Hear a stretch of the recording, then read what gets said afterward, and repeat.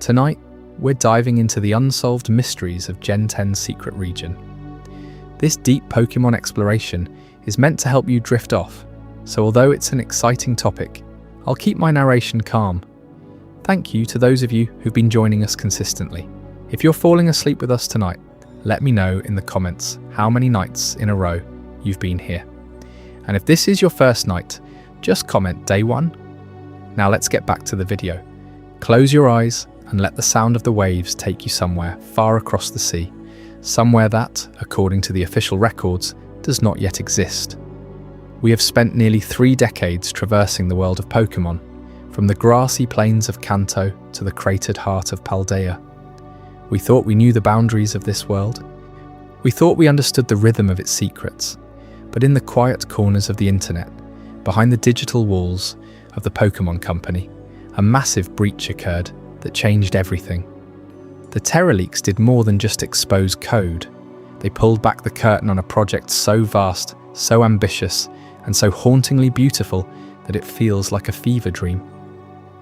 Tonight, we are drifting toward the horizon of Generation 10. We are sailing toward an archipelago that stretches further than the eye can see, a land of over 30 islands inspired by the emerald reaches of Southeast Asia.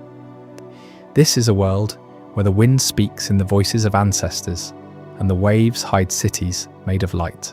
Imagine a map 10 times the size of anything we have ever seen, an open world that does not just stop at the shoreline, but plunges into the neon abyss and rises into the swirling clouds of the sky zones. This is the rumoured region of Pokémon Wind and Wave.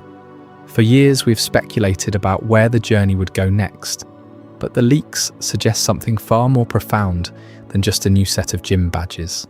They point toward a masterpiece of lore that bridges the gap between the ancient past and a procedural, infinite future.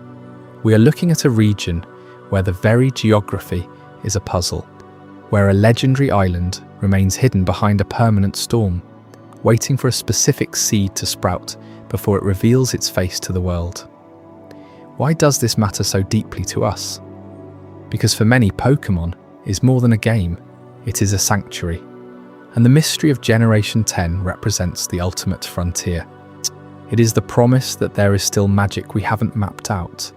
It is the idea that beneath the rice fields of Island 1, or within the ivy jungles of the capital city, there are stories waiting to be told that could redefine our understanding of the Pokémon universe. We are talking about Magin research labs conducting experiments on the fringes of reality. We are talking about a ghost island where mineral springs hum with the energy of the departed. We are talking about the wind grandpa and the wave grandma, the primordial forces that supposedly govern this new world, watching over an archipelago that might just link back to the very first regions we ever stepped foot in. As you settle in, let the weight of the day fall away. We are going to explore every leaked detail, every whispered rumour, and every piece of hidden geography found within those stolen files. We will walk through the bustling streets of the city some call Kuala Lumpur. We will trek across the blizzard areas of the northern glaciers and descend into the abandoned mines of the desert. Is this the region that finally connects the entire Pokémon globe? Is this the other side of the world we have been told about for generations? The questions are as deep as the numbered oceans surrounding these islands. Tonight we aren't just looking at leaks. We are embarking on a journey through a lost world that is slowly being found. The sun is setting over the secret jungle base. The air is warm, smelling of salt and tropical blooms. The mystery is waiting. Let us begin our descent into the unsolved wonders of the 10th generation. In early 2024, a shadowy digital incursion pierced the fortified vaults of the Pokémon Company, spilling forth a torrent of classified files that insiders would dub the Terra leaks. You can almost feel the tremor it sent through the community, that electric hush falling over forums and Discord servers as whispers of unprecedented revelations began to spread. These weren't mere rumours or fan theories. They were raw, unfiltered glimpses into the heart of Generation 10's development. Documents stamped with internal codenames and blueprints that no one outside a select circle was ever meant to see. At the epicenter of this breach lay the Wind and Wave project files, a sprawling archive of concept art, design schematics, and planning memos that painted a picture far grander than anything Pokémon had attempted before. Hackers, or perhaps a rogue insider, had navigated layers of encryption to extract these treasures, exposing not just tentative titles like Pokémon Wind and Wave, or variations hinting at oceanic swells, but entire frameworks for a game that pushed the boundaries of what gaming hardware could sustain. Security experts later pieced together the breach's anatomy. It originated from a vulnerability in a third-party cloud server tied to Game Freak's asset management, where terabytes of data, hence the Terra prefix, sat vulnerably aggregated during a routine update cycle. Firewalls crumbled under sophisticated phishing or zero-day exploits, and within hours, zip files began circulating on the dark web, their contents rippling outward like waves crashing against unseen shores. What made the Terra leaks truly seismic was their sheer volume and specificity, dwarfing past incidents like the simpler leaks from Sword and Shield's beta builds. Here, you had executive notes debating legendary Pokémon archetypes, whispers of a Wind Grandpa and Wave Grandma as the box duo, evoking ancient guardians of sky and sea. You had UI mock-ups for diving mechanics that plunged players into abyssal depths, teeming with procedural sea life, and environmental prototypes blending Southeast Asian biomes into a seamless tapestry. The breach laid bare the ambition, a response to years of fan clamour for true open-world freedom, unhindered by the Nintendo Switch's aging constraints. Scarlet and Violet had cracked the door with their sprawling Paldea, but hardware choke points, like frame drops in dense areas and limited draw distances, had hobbled it, forcing cut corners on wild encounters and seamless transitions. Wind and Wave's docks promised liberation. Maps 10 times Alola's footprint, over 30 explorable islands linked by dynamic oceans where currents shifted Pokémon spawns in real time, all demanding next-generation muscle to render without compromise. Then came February 5th, a date etched into leak lore like a sudden squall on calm waters. Without warning, high-resolution map images materialized on obscure Twitter accounts and Reddit threads, crisp overhead views of an archipelago that sprawled across the screen like a living mosaic. These weren't artist concepts. They bore debug labels, grid coordinates, and placeholder names. Island 1 with its terraced rice fields cascading toward a grass gym nestled in swamps. Island 8's capital, pulsing with urban sprawl, dubbed Kuala Lumpur, complete with dark gym silhouettes and Magin research labs humming in ivy-choked jungles. Screenshots captured deserts on island. 12 pierced by ghost-haunted mineral springs, fairy caves glowing on Island 14, and glacial leagues crowning Island 11. The feeds lit up, heart emojis, frantic reposts, theory crafting exploding in real time as users zoomed into numbered seas and neon abysses hinting at infinite procedural depths. But the storm broke as swiftly as it gathered. Within minutes, platform moderators descended, accounts suspended, images scrubbed from existence under takedown notices that invoked intellectual property clauses with machine-like efficiency. The Pokémon Company's rapid response team, battle-hardened from prior scandals, coordinated with social giants to nuke every trace, leaving only fragmented phone captures and eyewitness testimonies. Why the frenzy? Those maps weren't just pretty pictures. They quantified the scale-defying vision, an open-world behemoth that previous consoles simply couldn't host. Alola's islands felt intimate by comparison, a chain of handcrafted vignettes.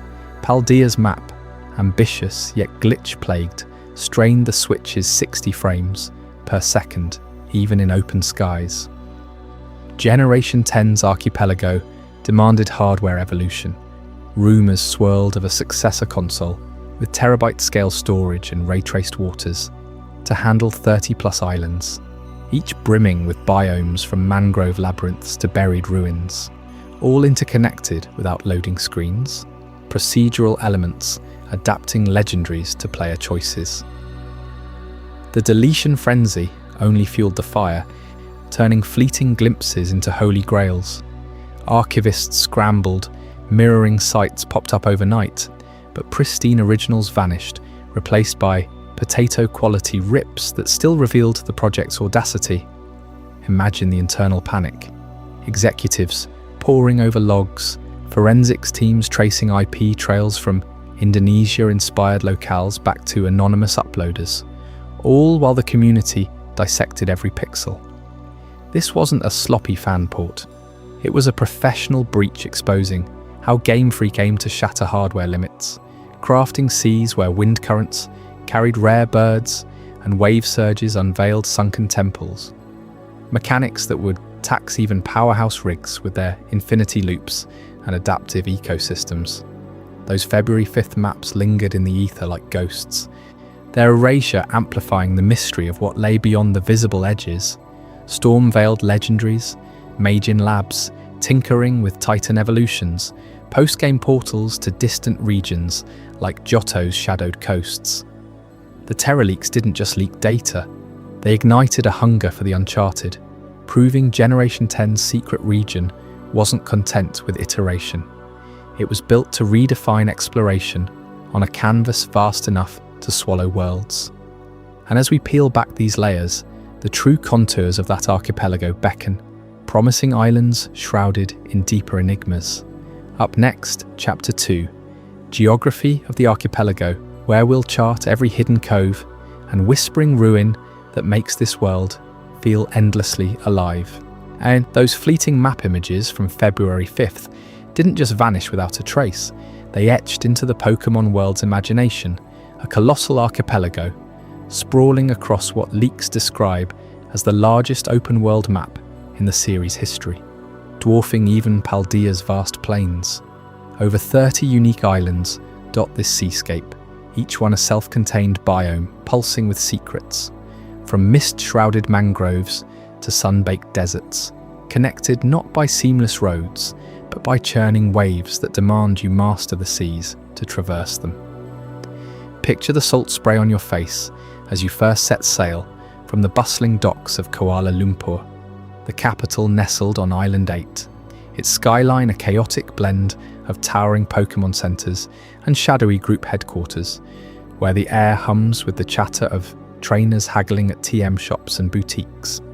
This isn't Paldea's unbroken expanse of rolling hills and ancient ruins, where you could sprint from one end to the other without ever glimpsing the horizon's curve. No, here the developers shattered that singular landmass into fragments, forcing a maritime-focused exploration that turns every journey into a gamble with wind and tide. Your bike gives way to boats that slice through emerald lagoons, surfboards that carve across rogue waves, and diving gear that plunges you into coral labyrinths teeming with unseen water types, their silhouettes flickering like ghosts in the current. Island 1 greets you early, a verdant cradle of terraced rice fields climbing mist-veiled slopes toward the grass gym, where vines choke ancient stone paths leading to Woobat tunnels that echo with the flap of leathery wings. Venture deeper, and swamps swallow your footsteps, mangroves twisting like skeletal fingers over brackish pools, hiding buried ruins whose weathered carvings hint at civilizations long drowned by rising seas. Push north, and the land hardens into a northern wasteland, magma veins glowing like arterial fire beneath cracked earth, crowned by Mount Symbol's foreboding peak, where spiky rocks jut like the teeth of some primordial beast. Sail onward, and Island 7 rises stark against the foam, dominated by Goro Rock's monolithic silhouette and the raw intensity of the fighting gym, its arena floors scarred from battles that shake the cliffs. Island 8's ivy jungle coils around the capital, a humid maze where willow wisps dance above the eerie glow of the willow wisp caldera, and whispers from the Magin research lab speak of experiments blurring the line between Pokémon and myth. Nearby, Island 9 hides a deceptively quaint normal gym amid rolling fields, while Island 11 chills the blood with its blizzard-swept glaciers and steel gym forges belching steam over rocky areas that test your footing before your team. The archipelago's true ambition unfurls in the numbered oceans that cradle these isles, vast labelled expanses like Ocean 1 or Ocean 12. Their surfaces are deceptive, calm, masking procedural deep seas that generate endlessly. Leaks point to zones like the Neon Abyss, where algorithms spawn dynamic Pokémon populations in lightless trenches, schools of Luminaean weaving through bioluminescent reefs, one crossing, then swarms of aggressive Sharpedo the next. This technical feat promises replayability unbound, seas that shift with procedural winds, hiding shipwrecks one day and legendary nests the next, all rendered in real time to make every voyage feel alive, unpredictable, a liquid frontier where the ocean itself becomes your rival. Island 12 scorches under relentless sun, its desert areas giving way to abandoned mine caves that plunge into cool, whispering darkness, echoing with the distant scrape of ghost types from the spectral shores of Ghost Island, where mineral springs bubble with otherworldly vapours that warp the air. Island 14 enchants with Fairy Island's crystalline grottos and Fairy Gym, petals drifting on thermals that carry you toward hidden coves. Scattered further are the ruins islands of Island 17, forested platforms suspended like forgotten altars in an Island 16's desert cauldron, a volcanic pit simmering with heat mirages that distort the horizon. Yet these islands are mere stepping stones to the archipelago's heart, a legendary island veiled by perpetual storms, accessible only after a seed Pokémon evolves under precise conditions, its sun-dappled glades transforming into thorny thickets or flooded marshes based on your choice, each variant guarding a different cover, legendary attuned to Wind Grandpa or Wave Grandma. The seas between teem with Infinity's promise, sky zones pierced by updrafts for flying types, underwater realms demanding breath-holding dives to harvest pearls from abyssal clams. This fragmented paradise, inspired by Southeast Asia's island chains, from Indonesia's spice-scented rice paddies to caldera-ringed jungles, redefines exploration as a tapestry of isolation and discovery, where deserts butt against blizzards and every shore whispers of unsolved lore in buried relics or spectral springs.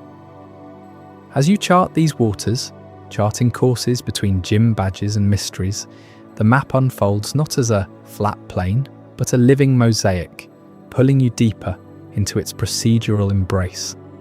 But what lies at the archipelago's eastern edge, where the numbered oceans bleed into uncharted voids? Chapter 3. The gateway to the east unlocks that threshold next, revealing portals to worlds long teased on the far side of the Pokémon globe. As you navigate this shattered sea of over 30 islands, each one pulls you deeper into a world shaped by the humid embrace of Southeast Asia, where the leaks paint a vivid tapestry of Indonesian-inspired biomes that redefine Pokémon exploration.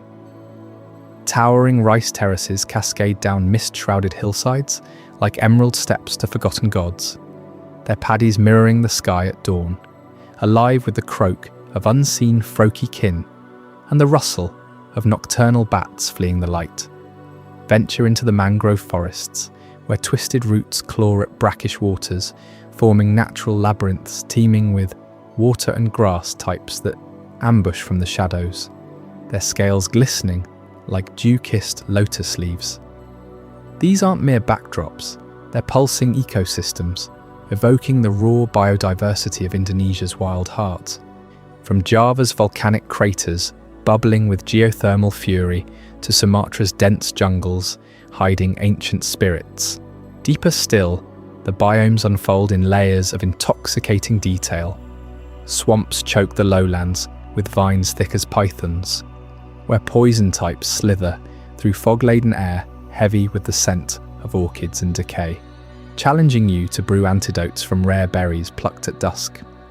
Calderas simmer on distant isles, their rims ringed by willow wisps that dance like ancestral lanterns, guarding fire and ghost Pokémon drawn to the Earth's restless heat. Deserts carve unexpected scars across tropical paradises, wind-sculpted dunes whispering of ancient cataclysms, home to ground types burrowing beneath mirage-shimmering sands. And high above, sky zones pierce the canopy, where wind types ride thermals from terraced peaks, their cries echoing the call of hornbills in Borneo's canopy. Every path here feels alive, procedural seas shifting with the tides to spawn dynamic encounters, pulling you into a symphony of scents. Jasmine incense from hidden shrines, salty spray from crashing waves, the earthy tang of monsoon soil freshly turned. At the pulsing core of this gateway to the east stands Kuala Lumpur, the capital city that serves as both your narrative anchor and mechanical heartbeat. You awaken here, amidst bustling markets where vendors hawk evolution stones, beside steaming bowls of noodle soups infused with rare spices, the air thick with chatter in tongues that blend human and Pokémon calls. Towering pagodas twist skyward like coiling dragons, their golden roofs catching the perpetual sunset glow, while neon-lit streets pulse with life, Pokémon centers humming with trainers swapping tales of storm-veiled legends, boutiques offering silks embroidered with wave motifs for your team, and a central Pokémon League outpost teasing the champions to come. This isn't just a starting town, it's the story's cradle, where your rival challenges you, first under banyan trees, heavy with fruit bats, sparking rivalries that thread through jungle bases and sunset vistas. Mechanically, it's the hub. Pokémon Center headquarters coordinates island-hopping ferries, TM shops, stock moves, attuned to wind and wave, and tour companies unlock diving gear for plunging into abyssal realms. From Kuala Lumpur's ivy-choked harbours, every quest radiates outward, its pharmacies brewing elixirs for tropical ailments, hair salons styling your avatar with sea flair, to all while the group headquarters looms mysteriously, hinting at corporate shadows over the archipelago's fate. Yet even in this vibrant cradle, subtle fissures appear. Initial clues to the Magin research labs scattered like forbidden fruit across the tropical landscape. On Island 8, near the dark gym's brooding silhouette, one lab hunkers amid the ivy jungle, its sterile white domes half swallowed by creeping lianas, exhaust vents hissing steam laced with unnatural glows, trainers whisper of seismic readings from within, tremors that summon titan-like behemoths from the earth, experiments blurring the line between Pokémon and myth. Further afield, Island 12's desert outpost perches atop a jagged rock formation, solar panels glinting like false stars, where abandoned data logs leaked in fragments mention Magin protocols for enhancing legendaries, perhaps forging the Wind Grandpa and Wave Grandma into weapons of infinity. These labs aren't overt villains' lairs but enigmatic nodes, their perimeters patrolled by experimental guards like evolved forms with bioluminescent veins, dropping clues in glitched Pokédex entries about buried ruins and adaptive evolutions. What drives their proliferation through mangroves and calderas? Are they unraveling the neon abyss's procedural secrets, or awakening ghosts from mineral springs? The tropics hold their breath, concealing answers in the rustle of palm fronds. These threads weave tighter as you chart your course from Kuala Lumpur's docks, the sea's numbered oceans beckoning with promises of procedural depths and storm-shrouded isles. But before the waves claim you fully, our journey turns northward to the raw fringes where magma meets mist. Up next in Chapter 4, Island 1, the northern wasteland, where the first gym awaits amid buried ruins and spiky perils that will test your fledgling team like never before. From the bustling heart of Kuala Lumpur, your journey westward pulls you across the first shimmering waves to Island 1, a land where opulent escapes clash violently with forgotten desolation. This northernmost outpost anchors the archipelago's edge, its map markings hinting at a grass-type gym tucked amid swamps and mangroves, but it's the stark divide that grips you first. Step off the ferry onto polished marble steps leading to the hotel, a gleaming 5-star sanctuary rising like a mirage against the haze. Towering glass facades reflect endless ocean blues, while inside, air-conditioned lounges hum with the soft clink of cocktail glasses and the murmur of elite trainers plotting their next badge run.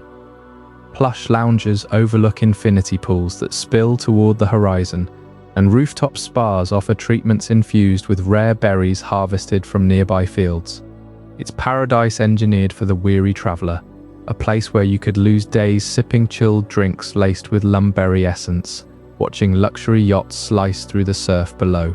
Yet, mere steps beyond its manicured gardens, the world unravels. Cross that invisible threshold, and the northern wasteland swallows you whole. What was once lush coastline has eroded into cracked earth, whipped by relentless winds carrying the acrid tang of sulfur. Barren cliffs drop into churning black sands, where twisted metal husks, relics of some long-abandoned mining operation, jut like skeletal fingers from the dust. Pokémon here adapt harshly. Hardy ground types burrow into fissures, their hides scarred by ash storms, while fleeting silhouettes of rock types scamper across heat-shimmering flats. The air grows thick, oppressive, forcing you to shield your eyes from grit-laden gusts that howl like distant cries.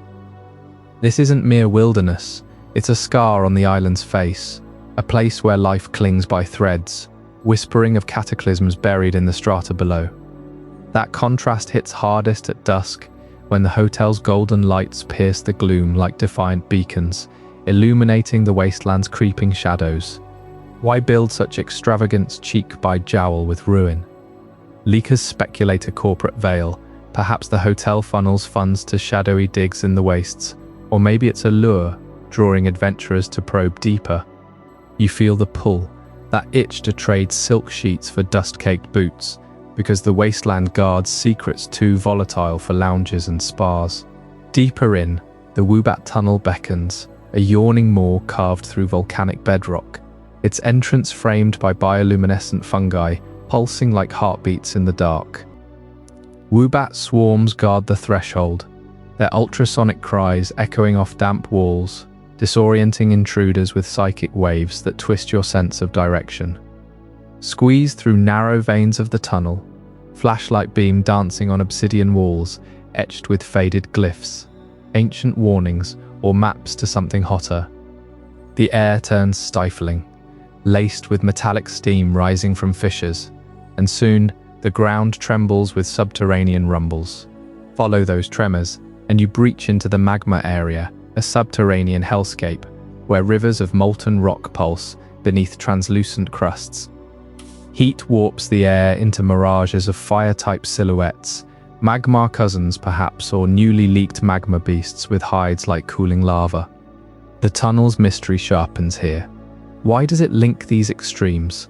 Leaks suggest it's no natural formation, but an engineered vein tapping the island's fiery core for power or forbidden experiments. Echoes of Magin research labs linger in the steam. Could this be their prototype, a portal where wind and wave legendaries once clashed with Earth's rage? One wrong step cracks the crust, plunging you into glowing depths, but the allure tugs onward, promising revelations amid the roar. Emerging topside, the island softens into terraced rice fields, emerald steps cascading down mist-shrouded slopes like a giant staircase. Water buffaloes wade lazily through paddies, their forms mirrored in glassy surfaces, while flocks of wingle skim low, snatching insects from the air. It's a rhythm of life restored, farmers in conical hats tending crops under perpetual drizzle, the scent of wet earth and ripening grain heavy on the breeze. Pokémon thrive here too. Bellossom dancers weaving through stalks, their petals unfurling in the humidity, or pultwhirl splashing in irrigation channels. But peel back those verdant layers, and the ground yields darker truths. Beneath the terraces lie the buried ruins, Colossal stone vaults collapsed under centuries of silt and vine. Probe with ground-type sensors or a well-aimed dig, and archways emerge, carved with motifs of swirling winds battling tidal waves, echoes of the cover legendaries, Wind Grandpa and Wave Grandma, locked in eternal strife. Chambers overflow with petrified relics, jade idols of seed Pokémon in mid-evolution, their forms adapting to unseen forces, much like the storm-hidden island's lore. Inscriptions in a script predating even Johto's ruins hint at a cataclysm that scorched the north, birthing the wasteland while burying this civilization.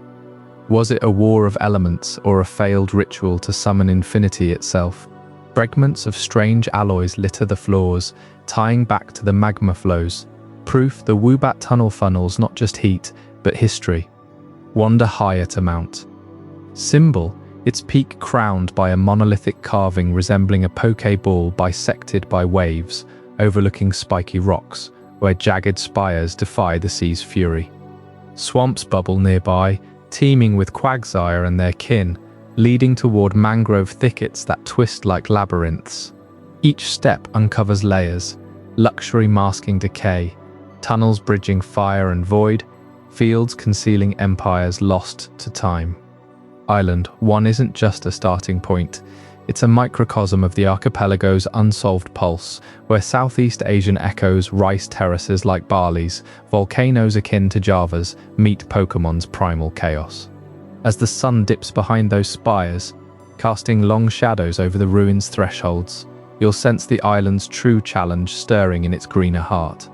Join me next for Chapter 5, The Grass Gym and Mangrove Secrets, where verdant trials and twisted roots hide challenges that could reshape your team forever. Beyond the choking heat of the magma area, where rivers of molten rock carve scars into the earth, and the Woobat tunnel echoes with the frantic flaps of startled bats, Island 1's terrain softens into something alive, pulsing, almost breathing.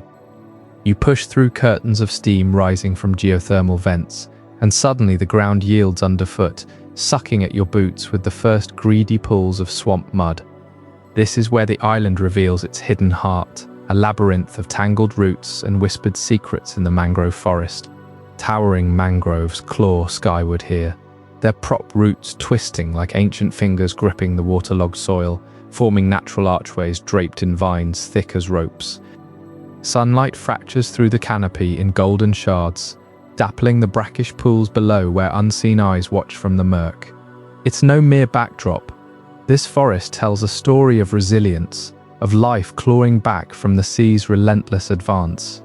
Every gnarled trunk bears the marks of tidal surges, etched with barnacle scars and salt-bleached wood, whispering of storms that have battered these shores for centuries. Deeper in, the air grows heavy with the scent of damp earth and blooming orchids, a humid embrace that clings to your skin. Pokémon dart between the roots, froakie variants slipping through the shallows, or perhaps new grass types with leaves that shimmer like dew-kissed emeralds. But it's the grass gym that commands this domain, perched like a living fortress amid the densest thickets. This isn't just a battle hall, it's the first major trial, a rite woven into the forest's lore itself. Legends from the Terraleaks speak of it as the Guardian's Grove, where challengers must prove harmony with the wild before the vines part to reveal the leader's throne. The gym's exterior blends seamlessly with the mangroves, walls of woven bark and living foliage that shift with the breeze, concealing pitfalls of quickmud and illusions cast by illusory petals. Inside, the arena pulses with bioluminescent fungi, roots forming elevated platforms over a central bog. The trial demands more than badges, it's a test of attunement. You navigate root mazes that respond to your Pokemon's cries, blooming barriers that only recede for those who whisper ancient growth chants passed down from island shamans. Defeating the grass leader, rumored to wield a majestic Venusaur Evoline fused with mangrove motifs, unlocks not just victory, but the forest's deeper whispers. Hidden glades where rare seeds await, tying into the legendary island's evolution puzzles. Rising above this verdant maze looms Mount Symbol, its jagged peak piercing the canopy like a beacon etched with glowing runes. From its summit, The entire northern sector unfolds in breathtaking clarity, islands stringing out like emerald beads across the waves, each twist of smoke or flash of reef, a guidepost for lost sailors. This mountain isn't mere rock, it's the archipelago's compass, its peak crowned by a massive, weathered carving resembling an infinity loop intertwined with wind swirls, visible for leagues even through monsoon haze. Ancient navigators scaled its treacherous paths, leaving offerings at the apex to appease the wind grandpa, ensuring safe passage through the numbered oceans. Climb it at dawn, and the first rays ignite the symbol in fiery gold, casting shadows that align with hidden coves and safe harbors below. Leakers claim it's no coincidence. The runes pulse faintly during storms, guiding trainers to shelter or revealing phantom paths across the waves. For the northern sector, spanning the wasteland's fringes to the swamp's edges, mapped. Symbol anchors exploration, its silhouette a constant ally against the disorienting sprawl of 30-plus isles. Lose sight of it, and you're adrift in mangrove-choked channels where compasses spin wild. Flanking the forest's edges, the spiky rocks jut from the swamp, like the spines of some colossal beast, their razor edges glistening with moisture and cradling tide pools teeming with hardy life. These aren't random crags. They narrate a tale of cataclysm, basalt thrusts from ancient eruptions now softened by centuries of mangrove encroachment. Poke a claw into the fissures, and you'll unearth fossils of prehistoric ferns, hinting at a time when this sector was a supercontinent of lush wilds before waves tore it asunder. The swamp ecosystems amplify this storytelling, a symphony of adaptation where carnivorous plants snap at low-flying bugs and bioluminescent fungi light nocturnal hunts. Herons with iridescent feathers stalk the shallows, their cries echoing off the spiky rocks to mimic distant calls, luring prey into ambushes. Buried ruins peek from the muck nearby, half-swallowed stone faces carved with the same infinity motifs as Mount. Symbol, suggesting a lost civilization that tamed these wilds, or was consumed by them. Every ripple in the water, every creak of root against rock, builds a chronicle of survival where the environment itself challenges you to listen, to adapt, or be overgrown. As the mangrove forest's secrets tighten their grip, pulling you toward even stranger depths, we edge closer to a chasm that defies the light itself. In Chapter 6, The Neon Abyss, prepare to plunge into glowing voids where the ocean's underbelly hides procedural horrors and whispers of the wave grandma's domain. What lurks in those electric depths waiting to rewrite the seas? From the mist-shrouded peak of Mount Symbol, where the mangrove forest's first gym trial leaves you breathless and triumphant, your eyes trace the horizon southward. That vast expanse of ocean isn't just a barrier between islands, it's a gateway to something far more enigmatic. The Neon Abyss, a chasm in the numbered seas, where light fractures into electric blues and pulsing violets, drawing divers into depths that defy the archipelago's island-hopping rhythm. Leakers from the Terraleaks first whispered about this zone in fragmented map annotations, marking it as a procedural frontier encircling multiple islands, especially those in the central cluster. Unlike the static biomes of Paldea or Alola, the Neon Abyss generates its underwater realms on the fly with each dive, algorithms weaving coral labyrinths, kelp forests and thermal vents that shift based on time of day, weather patterns pulled from the wind grandpa's storms, or even your trainer's recent catches. Picture schools of Luminian flickering like living neon signs, their bioluminescent trails mapping hidden currents, one session only to vanish the next, replaced by a frenzy of predatory Sharpedo circling abyssal drops.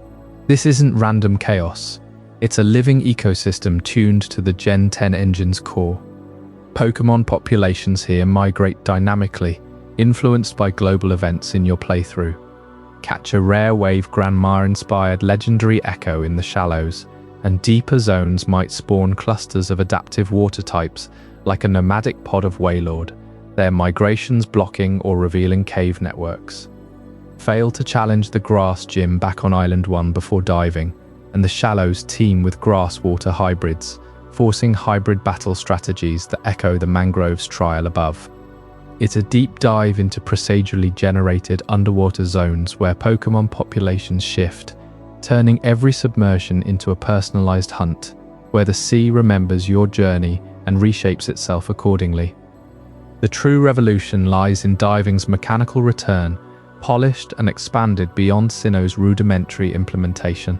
In Gen 10, you equip a specialized dive ball or upgrade your Rotom dive suit at Kuala Lumpur's tour company. Then plunge not just into marked spots, but any sufficiently deep water body across the archipelago's oceans. The engine renders seamless transitions, no loading screens, just a fluid descent where surface waves warp into muffled rumbles, sunlight piercing as god rays that illuminate shifting schools below. Surfacing mid-zone to gulp air or switch Pokémon mid-hunt redefines exploration, blending open-world freedom with verticality that Paldea's skies only hinted at. Controls feel intuitive, yet demanding. Tilt to navigate thermoclines, where warmer currents lift you effortlessly toward air pockets teeming with airborne water Pokémon like Pelipper variants, or angle downward into pressure-crushing voids guarded by territorial Gyarados. Battery life on your dive gear ties into battery Pokémon lore, depleting faster in neon-heavy zones rich with electric currents from buried ruins leaks, forcing strategic ascents to recharge at surface buoys or allied Lapras herds. This mechanic redefines exploration in the Gen 10 engine, making the Abyss not a side activity but the archipelago's connective tissue, where shortcuts between Island 7's Goro Rock and Island 11's Glacier snake through submerged highways invisible from Mount. Symbol's Vantage. Venturing deeper, the Neon Abyss challenges everything you know about Pokémon worlds. Traditional seabeds. Absent here. Leakers speculate an infinite procedural descent, layers generating endlessly via fractal algorithms inspired by Southeast Asian deep-sea myths of bottomless pits, housing ancient wave guardians. Dive past the first kilometer, and biomes cascade.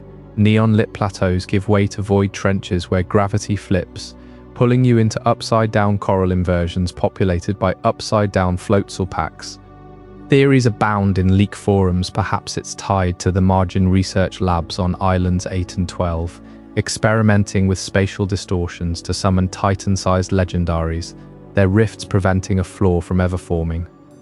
Some posit the Abyss mirrors the storm-hidden legendary island's adaptability, its depths expanding with your Pokédex completion, spawning ultra-rare mythicals like a spectral Kyogre variant that warps populations around it. Others link it to multi-region hints, suggesting these infinite drops tunnel to Johto's Whirl Islands or Kanto's Seafoam, post-game portals activated by diving evolutions. Bioluminescent markers, glowing anemones pulsing in patterns, hint at unsolved puzzles, aligning to reveal shipwrecks from the other side of the world, their holds brimming with fossils that evolve into Abyss-exclusive lines, like a deep-sea aerodactyl with finned wings. Encounters grow surreal the further you push. Pressure builds into hallucinatory effects, your screen tinting with neon haze as Pokémon like angler variants lure you into ambushes, their lights mimicking dive ball glows.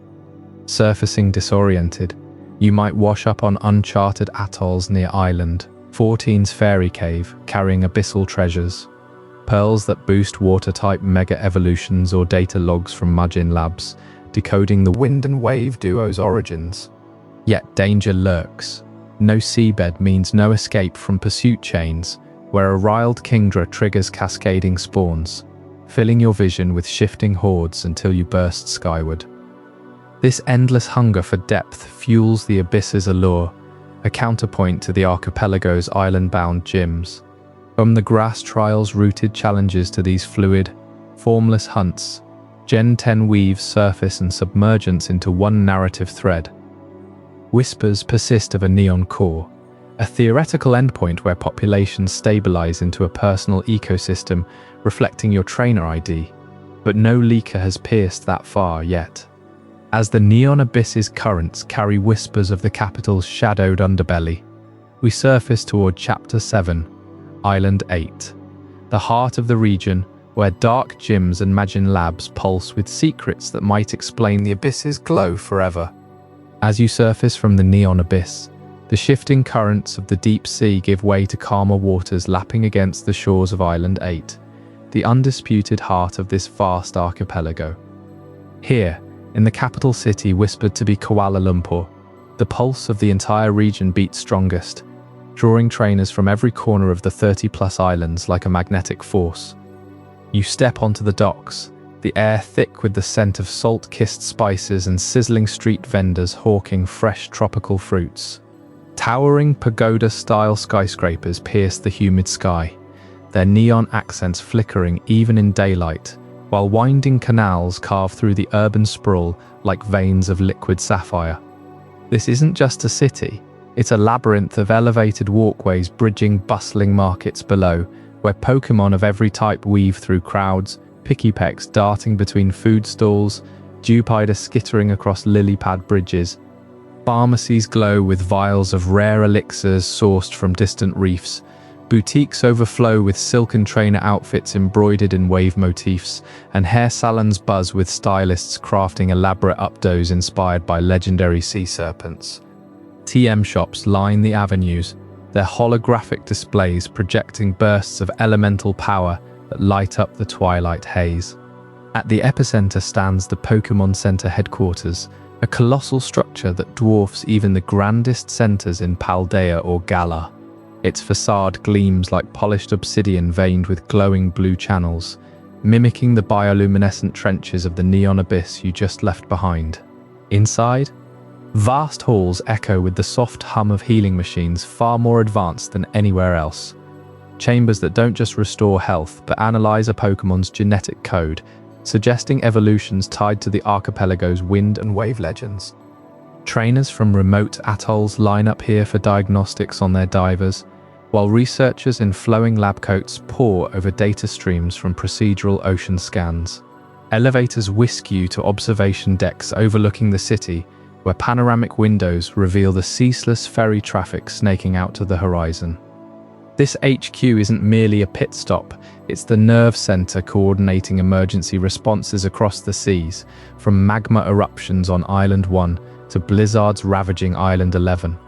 Winding through this urban tapestry, you can't miss the tour company headquarters, a sun-bleached terminal alive with the clamor of departure announcements in a dozen dialects.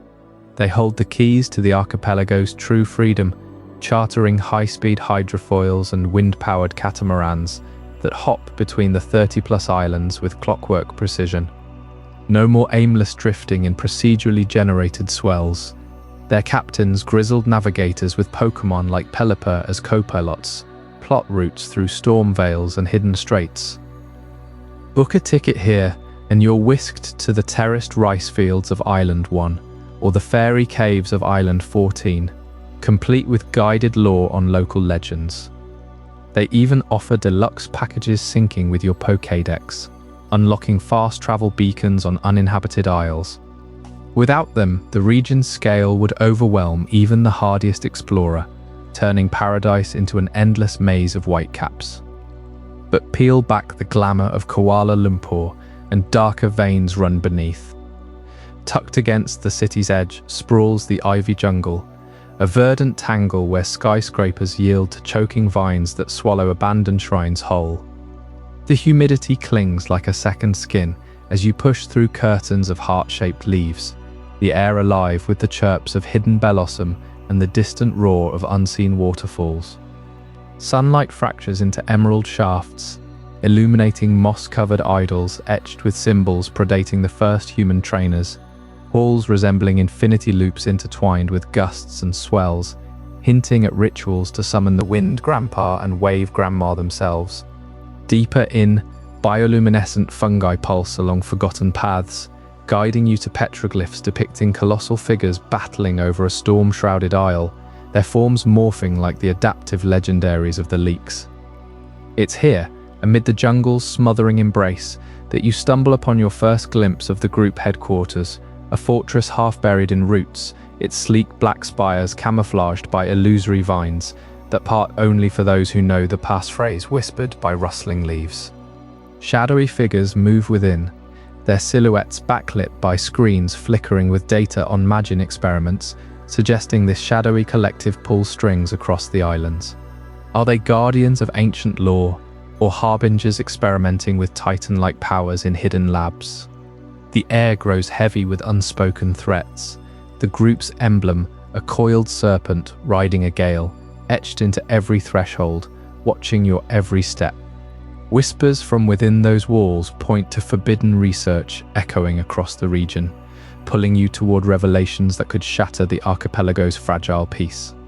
In the next chapter, the Magin experiments will uncover the chilling truth behind those labs, scattered from desert cauldrons to rocky outcrops, and what monstrous creations they might unleash upon the seas. As you book your next voyage with the tour company right there in the heart of Island 8's bustling capital, your eyes can't help but drift beyond the boutiques and TM shops to a cluster of stark white buildings tucked against the edge of the ivy jungle. That's the Magin Research Lab, a name that pops up repeatedly in the TerraLeaks maps, not just here but echoing across the archipelago on Island 12 as well. These aren't your typical Pokémon centers or casual breeding facilities. These labs scream high-stakes experimentation, their sterile facades hiding corridors that might pulse with the raw energy of forbidden evolutions. Picture the approach on Island 8. You push through the humid veil of the ivy jungle, where vines thicker than your arm drape over rusted chain-link fences, and the air thickens with the scent of damp earth and faint chemical tang. The lab's entrance looms like a monolith, floodlights cutting through the twilight, guarded by automated turrets that scan for intruders. Leakers describe it nestled near the willow wisp caldera, that simmering volcanic pit where ghostly flames dance on geothermal vents. Why place a research hub here amid such volatile terrain? The leaks hint at geothermal power fueling massive containment chambers, where scientists, perhaps rogue elements from the Pokémon Company's own divisions, probe the boundaries of Pokémon biology. Venturing inside in your mind's eye, the halls echo with the low hum of machinery, fluorescent lights flickering over clipboards scribbled with kanji-like notations, Magin Protocol, Infinity Threshold. Magin, drawing from ancient folklore of boundless demons or infinite beings, suggests they're not just studying Pokémon, they're reshaping them. On Island 8, surrounded by the capital's dark gym and group headquarters, it feels like a nerve center, coordinating shipments from the Pokémon Center HQ just blocks away. Supplies flow in, rare TMS, experimental serums, even fragments from the buried ruins on Island 1. But the real intrigue builds when you cross the numbered oceans to Island 12. There, amid scorching desert dunes and the shadow of Desert Stadium, another Magin Research Lab rises from a jagged rock formation, dubbed Magin Research Lab Rock in the leaks. This one's more fortified, half buried in sandstone cliffs, with wind-scoured antennas piercing the sky and exhaust vents belching superheated air. Nearby, the abandoned mine cave yawns like a forgotten scar, its depths laced with ghost mineral springs that bubble with ethereal glows. The recurrence isn't coincidence. These labs form a network, linked by encrypted data streams and supply routes via the tour company's ferries. Leakers spotted identical blueprints, cylindrical tanks the size of stadiums, wired to harness seismic rumbles from the caldera and mineral infusions from the springs. What binds these distant outposts? The potential return of Titan-class Pokémon, those colossal behemoths from Legends Arceus that shook the earth with every step. Remember the TerraLeaks whispers of procedural seas and sky zones, vast enough to hide revived giants. The Magin Labs could be ground zero for that resurgence. Imagine containment breaches, a Titan-sized willow rampaging through ivy jungle, or a desert-born behemoth emerging from the abandoned mine, its roars echoing like thunder over the waves. Connections run deep. The lab's placements align with Titan habitats from past games. Island 8's jungle mirrors, Hisuian forests where alphas lurked. Island 12's wastes evoke Coronet Highlands badlands. Equipment logs in the leaks mention noble scaling amplifiers, tech to upscale normal Pokémon to Titan proportions, perhaps injecting essence from the Wind Grandpa and Wave Grandma legendaries. Speculation swirls around Project Infinity, a code name etched into lab schematics, tying directly to the region's core motifs of endless winds and crashing waves.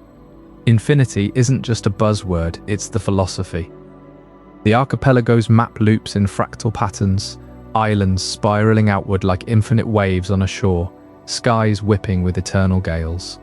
Project Infinity might weaponize that, fusing Pokémon with perpetual motion energies, creating beings that grow without limit, sustained by the Wind Grandpa's vortex powers and Wave Grandma's tidal infinities. Leakers point to a central chamber on Island 8, ringed by wind turbines and wave simulators, pulsing with a blue infinity symbol. On Island 12, it's mirrored in a cavern pool reflecting starlit skies, where experiments blend ghost-type minerals with aerial serums. Diving deeper, these labs challenge the moral fabric of the Pokémon world. Are they corporate overreach, successors to Sylph Co? Is Mewtwo sins, or ancient sea-inspired rites reborn? Folklore from Indonesia's archipelago speaks of naga serpents coiling eternally in seas, or Garuda birds riding infinite winds echoes in the cover legendaries. Project Infinity could be the key to accessing the storm-hidden legendary island, requiring a Titan escort to part the procedural tempests. Fail-safes abound, self-destruct sequences tied to the calderas, or mineral springs that dissolve evidence in acidic glows. Yet shadows linger in the data voids. Why 2 labs, not more? Island 8 for prototyping in lush biomes. Island 12 for hardening in harsh deserts, testing Titan adaptability across the 30-plus islands. Villain arcs might intersect here, your rival uncovering a whistleblower's log, revealing how Project Infinity aims to harmonize with the ocean's neon abyss, birthing hybrid titans that dive through procedural depths or soar sky zones. The dark gym on 8, with its shadowy trainers, could front as security. Desert Stadium on 12, a cover for public demos gone wrong. As the ferries cut through swelling waves back toward Island 12's haunted fringes, one mystery sharpens into focus amid the ghost mineral springs and spectral dunes. What lurks in the heart of Ghost Island itself, pulling threads from these Magin shadows? That's for Chapter 9, the Ghost Island Mystery, where the lab's echoes turn downright chilling.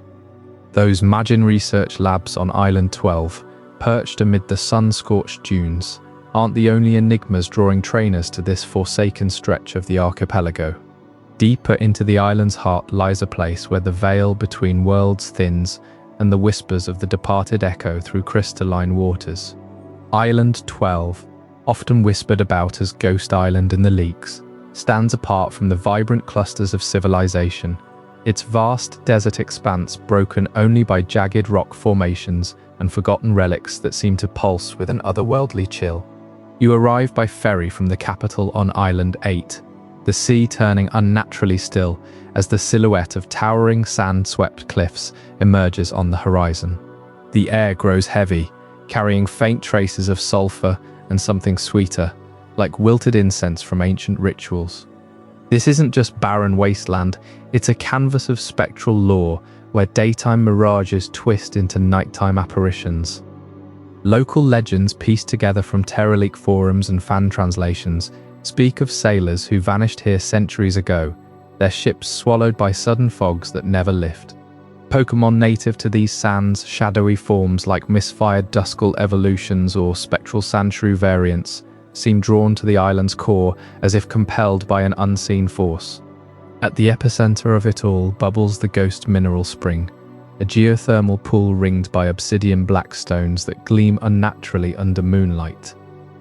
Investigating Island 12's ghost mineral spring and its spectral properties reveals a sight unlike any other in the region. Waters here shimmer with an iridescent glow, not from minerals alone, but from phosphorescent particles that react to ghost-type energies. Leakers describe how bathing Pokémon in these springs triggers temporary evolutions or ability shifts. Imagine a Gengar emerging with heightened illusion powers, its body trailing ethereal mist that lingers for hours. Divers who've braved the depths report visions, fragmented memories of miners from a bygone era, their translucent figures toiling endlessly, hammers striking veins of ore that pulse like living hearts. The spring's waters hold traces of rare isotopes, according to speculative analyses from the Pokémon research community, isotopes that amplify spectral phenomena. Touch the surface, and your reflection might not match your own face. Instead, it warps into echoes of past visitors, mouthing silent pleas or warnings. Night falls, and the real show begins. Wisps of plasma dance across the pool, forming shapes of legendary apparitions tied to the archipelago's wind and wave myths. Is this natural geothermal activity, or a nexus where the region's infinity theme manifests as portals to pocket dimensions? Trainers who camp nearby wake to Pokémon they've never owned, wandering their teams, only to vanish by dawn, leaving behind items infused with ghostly residues. Venturing beyond the spring leads you into the labyrinthine shadows of the abandoned mine cave, a yawning chasm carved into the desert's underbelly. The abandoned mine cave, a site of ancient resource extraction, or something more sinister. Entrances gape like skeletal mouths, framed by rusted rails and crumbling timbers that creak under invisible winds. Flashlights pierce the gloom to reveal tunnels honeycombed with cart tracks leading to chambers vast enough to swallow entire teams. Echoes bounce unnaturally here, voices that aren't yours calling out Pokémon names from battles long lost. Historians theorize these mines tapped into primordial veins during the archipelago's formative eras, extracting crystals that powered early civilizations, crystals now linked to the ghost-type dominance of the island. Yet, deeper excavations uncover altars smeared with what looks like ectoplasmic residue, not ore dust.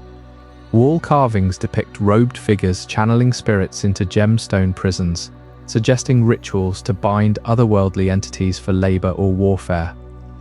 Strange occurrences plague explorers, pickaxes swinging on their own, cave-ins triggered by phantom footsteps, and Pokémon emerging with moves they've never learned, like Shadow Sneak infused with mineral shards.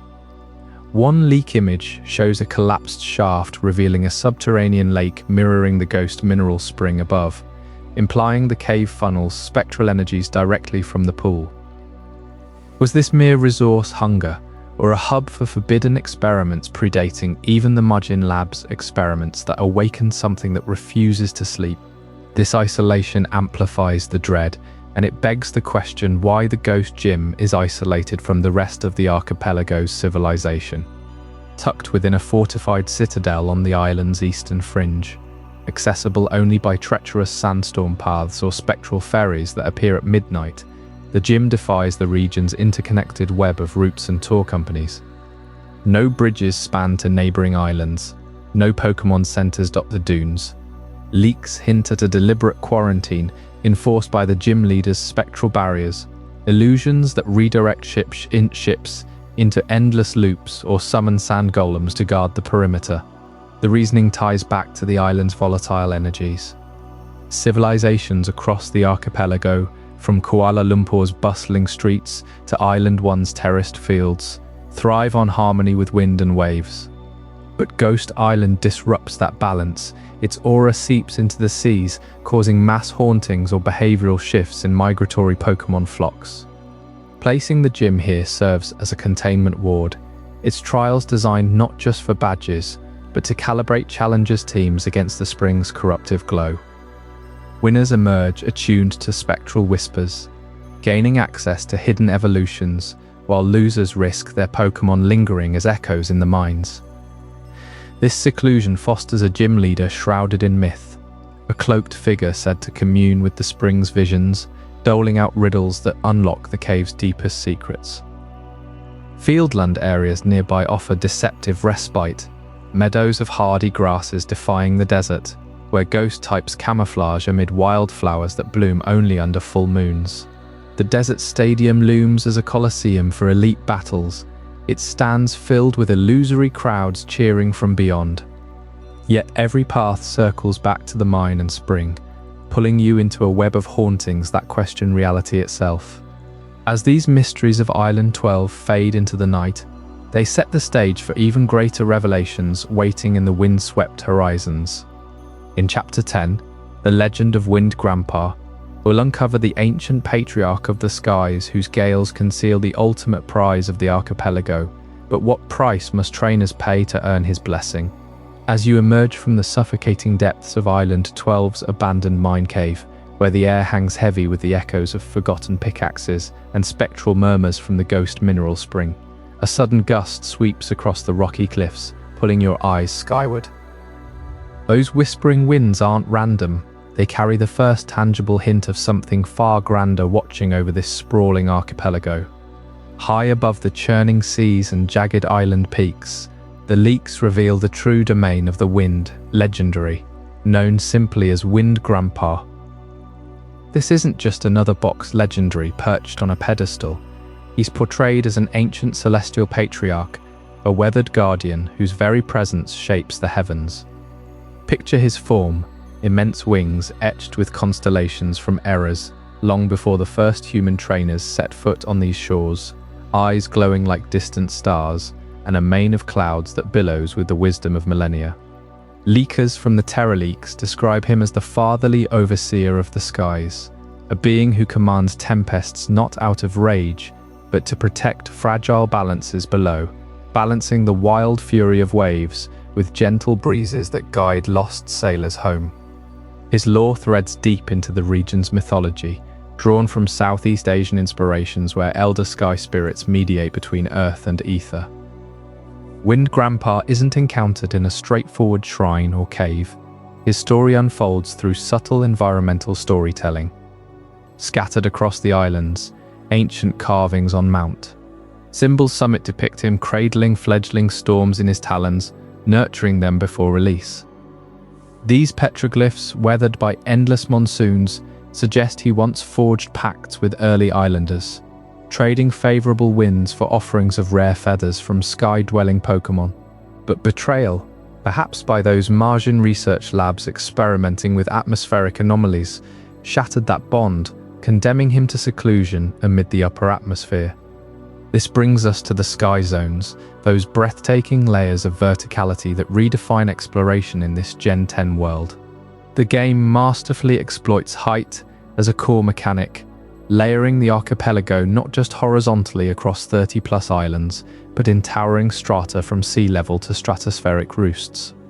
You start grounded, navigating mangrove swamps and terraced rice fields on Island 1. But as your team grows, unlocking flying types or wind-riding abilities like enhanced gliding from seed Pokémon evolutions, the world unfolds upward. Thermal updrafts, invisible rivers of warm air rising from volcanic calderas like the willow wisp on Island 8, become your elevators, spiraling you past cloud banks and into floating archipelagos of mist-shrouded plateaus. These sky zones hide Wind Grandpa's roost with ingenious subtlety. Mid-altitude layers teem with aerial Pokémon flocks, swarms of bird types riding jet streams, schools of levitate users dancing through thunderheads, creating natural barriers that demand mastery of weather manipulation.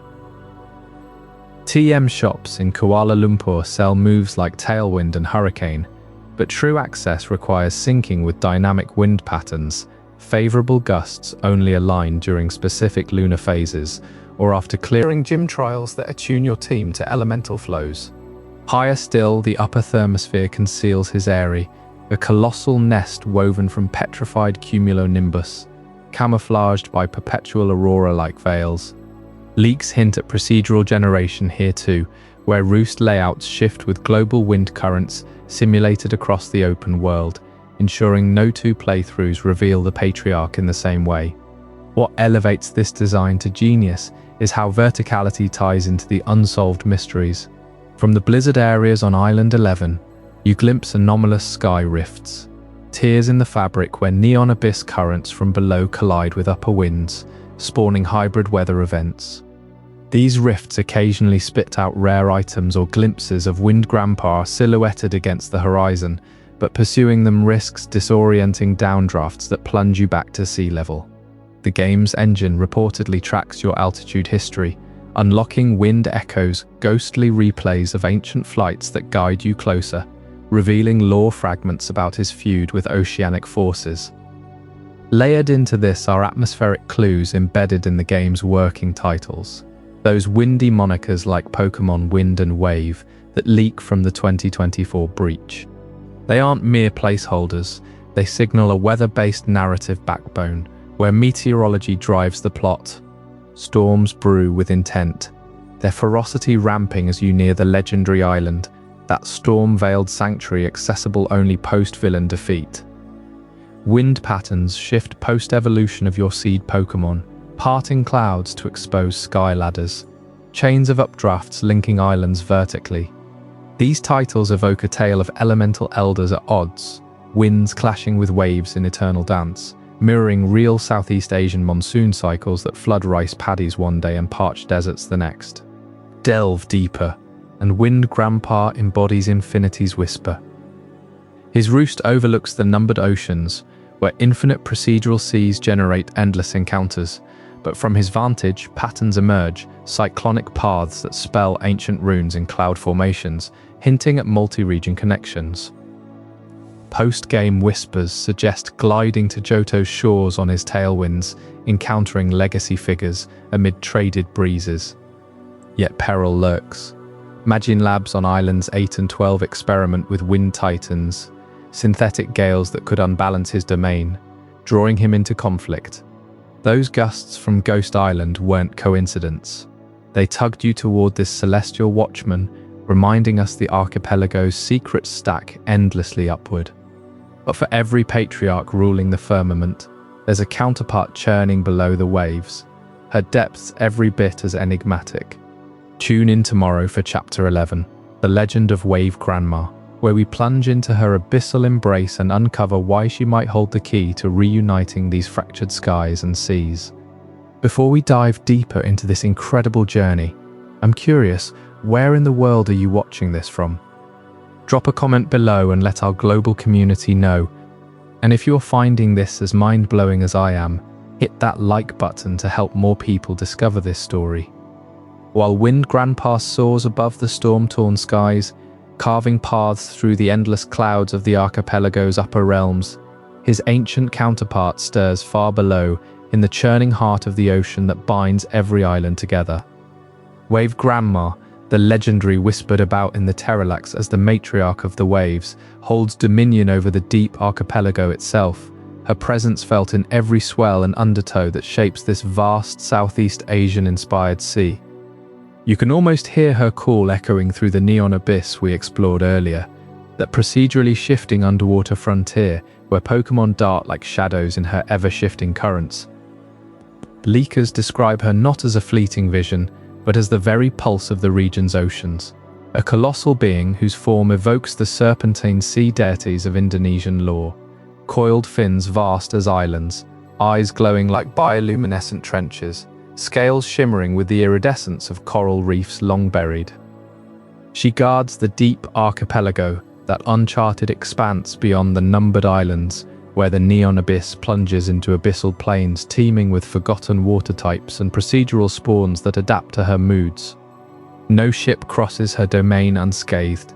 Sailors in the game's lore speak of her rising to cradle lost vessels or shatter them against hidden reefs, ensuring only the worthy reach the storm-veiled legendary island. Her role as guardian isn't mere protection, it's stewardship over the archipelago's lifeblood. Picture the 30-plus islands scattered like jewels on her watery palm. Island 1 with its terraced rice fields and mangrove swamps. Island 8's bustling Kuala Lumpur. Island 12's haunted deserts and ghost mineral springs. Wave Grandma weaves them into cohesion, her tides depositing rare seeds on distant shores, nourishing the fairy island's enchanted caves or fueling the calderas of Island 16. In the leaks, divers who plumb the deep report her silhouette circling the buried ruins and abandoned mine caves, as if warding ancient secrets from the surface world. She's the reason the Pokémon Center HQ on Island 8 overlooks harbors that never freeze, her warmth tempering the blizzards of Island 11's glacier lake. Without her, the archipelago fractures, currents turn treacherous, isolating gyms like the steel one on Island 11 or the fighting gym on Island 7, stranding trainers amid spiky rocks and ivy jungles. This brings us to the profound duality woven into her mythos. mirroring the grandpa and grandma tales that permeate Southeast Asian folklore. In those ancient stories from Indonesia and beyond, grandpa embodies the sky, fierce, ethereal, the bringer of winds that scatter seeds and summon rains, while grandma rules the earth and sea, nurturing yet unrelenting, her waves both cradle and crusher. Wind grandpa, the celestial patriarch we just uncovered in his vertical sky zones, pairs perfectly with her as the wave matriarch, their union symbolizing balance in the archipelago's chaos. Leakers hint at rituals where trainers invoke both, perhaps at Mount Symbol's summit or Goro rock, to calm storms hiding the legendary island. She's the grounded force to his lofty whirlwinds, her deep domain currents feeding his aerial gales, creating a perpetual dance that powers the region's infinity theme. Folklore tells of their arguments birthing monsoons, their harmony blooming rice fields and mangrove forests, echoed here in how Magin research labs on Islands 8 and 12 experiment with Titan Pokémon that mimic this push-pull, waves clashing against wind-sculpted cliffs. Throughout the story, her influence reshapes the ocean currents in ways that drive every plot turn. Early on, as you set out from Kuala Lumpur, gentle swells guide you to Island 1's grass gym, rice terraces blooming under her favourable tides. But as rivalries heat and villains stir from their jungle bases, her currents sour, swirling into maelstroms that block the dark gym on Island 8 or flood the desert stadium on Island 12, forcing detours through Wubat tunnels and ghost islands. Post-villain defeat, when skies clear over the legendary island, her moods shift again, currents align into superhighways, whisking you to the Pokémon League on Island 11 or the Fairy Gym on Island 14, their flows pulsing with her approval. Even in Postgame, as you chase final rival battles at Sunset View secret bases, her tides whisper hints of Johto's distant shores, pulling the archipelago toward multi-region revelations. These changes aren't random, they're narrative cues, her wrath amplifying during Magin lab incursions, her benevolence rewarding pure-hearted evolutions. Feel the rhythm of it all, that slow, inexorable pull beneath the waves, as if wave grandma herself is breathing, drawing you deeper into the unsolved layers of this leaked world. Trainers who've pieced together the Terra leaks swear her form only fully reveals in the neon abyss during specific dives, her coils altering procedural spawns, summoning schools of ancient water types, or unveiling submerged ruins tied to the ground-type mysteries on Island 8. She's no distant god, she's intimate, her currents brushing your Pokemon's fins during underwater explorations, changing battle flows with sudden riptides that boost certain moves or hinder others. In the duality with Wind Grandpa, she completes the cover duo, their legendaries not just powering the title's wind and wave theme, but embodying the archipelago's core tension, sky versus sea, freedom versus embrace, infinity's boundless reach held in eternal balance. And yet, for all her guardianship, one puzzle lingers in how you even pierce her veiled domains, tied directly to the seed Pokémon evolution in Chapter 12, where a single choice in growth unlocks paths no current alone can reveal. What evolutions summon her favor and which doom you to endless drift?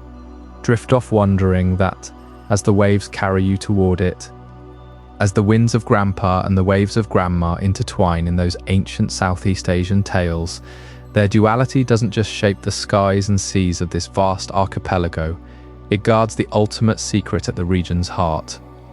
That legendary island, forever veiled by unrelenting tempests, demands a key unlike any other, the evolution of the seed Pokémon, a humble yet pivotal creature whispered about in the Terra Leaks as the gateway to endgame wonders.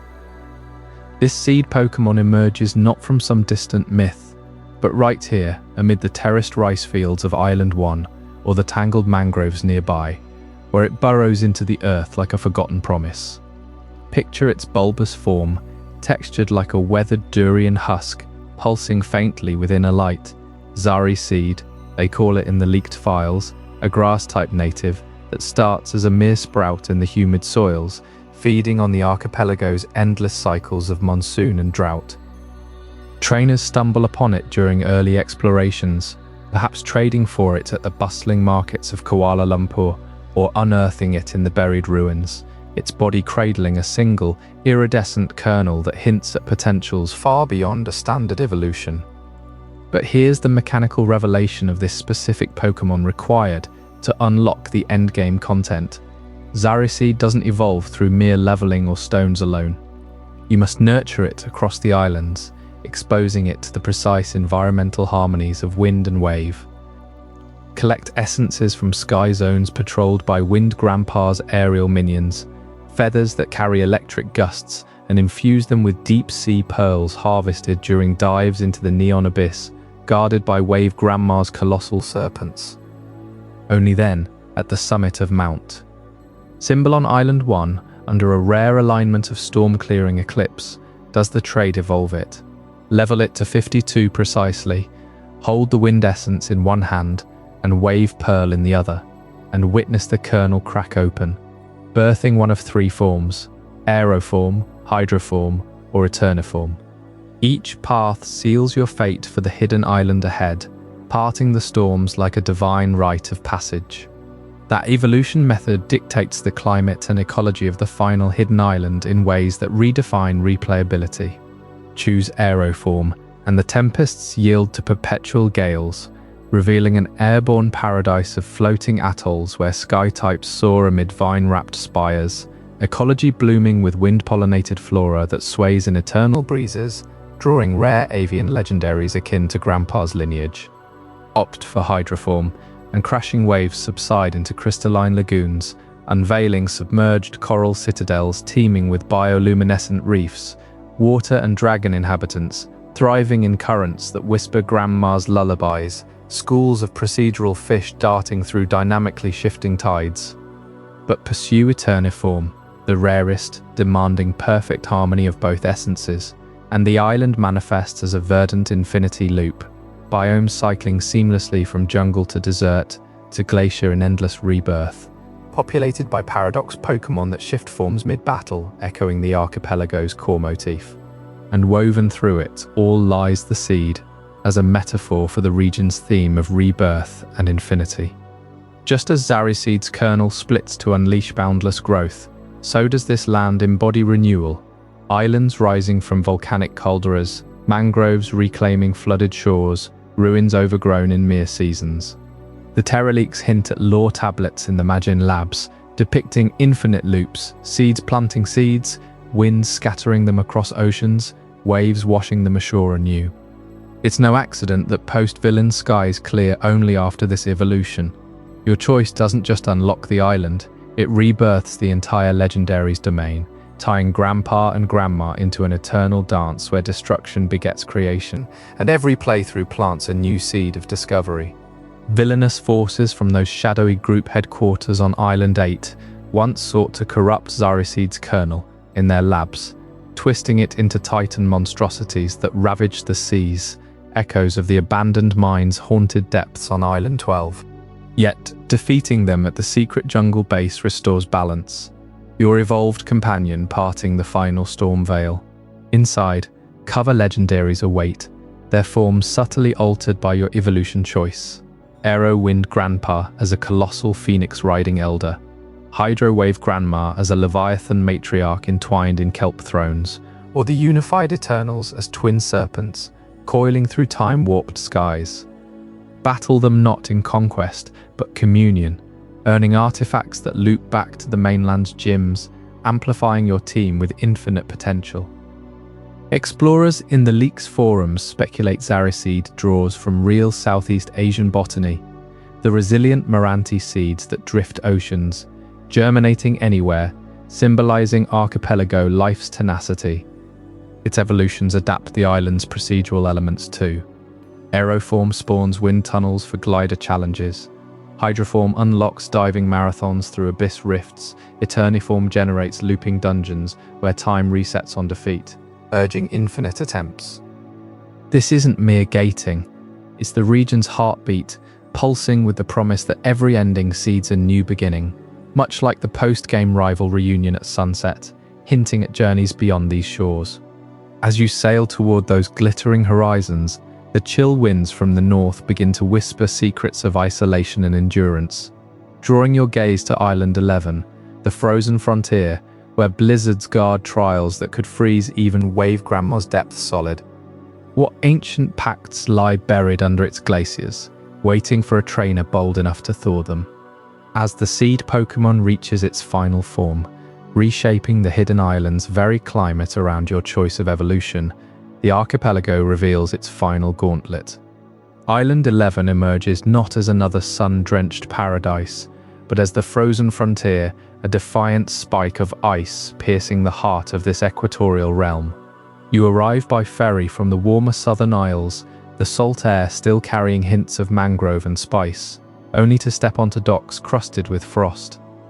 The mid-sized town here huddles against jagged rocky outcrops, its wooden longhouses reinforced with steel plating that gleams under a pale, wintry sun. Smoke curls from chimneys, mingling with the breath of locals bundled in furs sourced from distant traders. This isn't just a waypoint, it's the threshold to legend.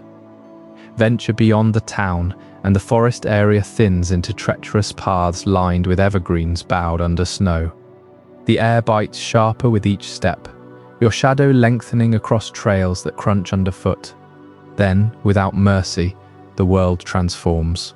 The sudden shift from tropical jungles to the blizzard area and Glacier Lake hits like a primal force. One moment you're pushing through vines heavy with dew, the next howling winds whip snowflakes that sting like needles, forcing you to squint at a vast mirror-like expanse of ice. Glacier Lake stretches out, its surface a fractured mosaic of blue so deep it swallows light, fed by crevasses that carve thunderous bergs into the abyss.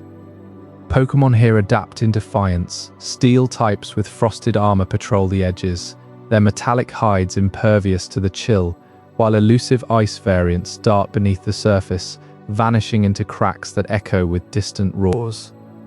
This frozen anomaly defies the region's latitude, smack in the tropics where palm trees should sway and monsoons drench the earth. Leaker's whisper of ancient cataclysms, perhaps a shard of another world's essence lodged here during the archipelago's formation.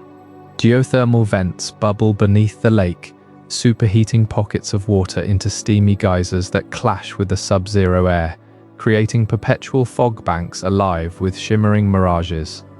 Why the champion trial unfolds in this sub-zero environment remains one of Gen 10's cruelest riddles. Trainers must prove mastery over resilience, forging bonds that withstand elemental fury, a trial where steel Pokémon reign supreme, their unyielding forms symbolizing the unbreakable will needed to claim the league. Heat your team with strategic TMS or risk hypothermia mechanics that drain HP in real-time blizzards. At the heart of it all stands the Steel Gym, a colossal forge carved into a glacier-cloaked mountain, its entrance a massive gear that grinds open with the groan of ancient machinery.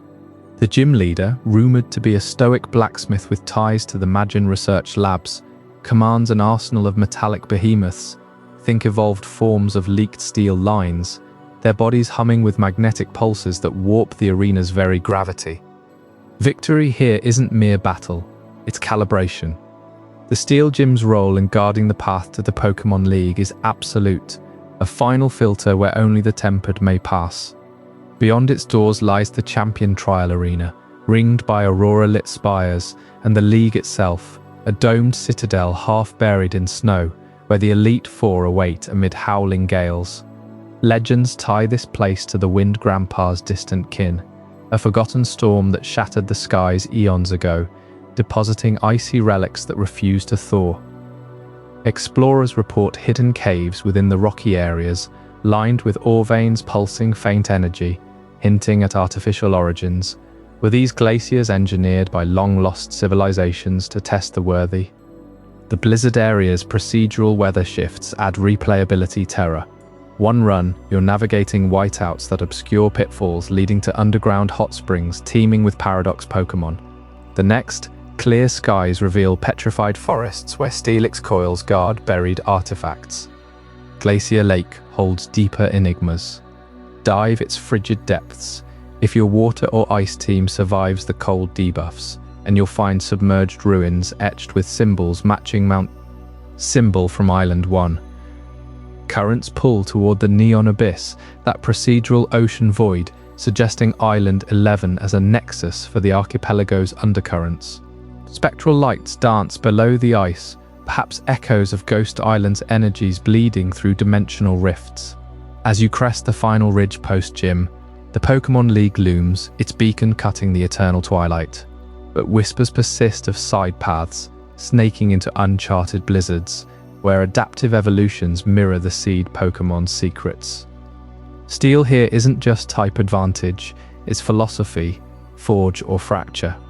That steel-tempered resolve carries you forward, but not before one last whisper from the frost. Up next in Chapter 14, the Fairy Island Sanctuary beckons with illusions that could unravel everything you've endured, what ancient pacts hide in its enchanted groves.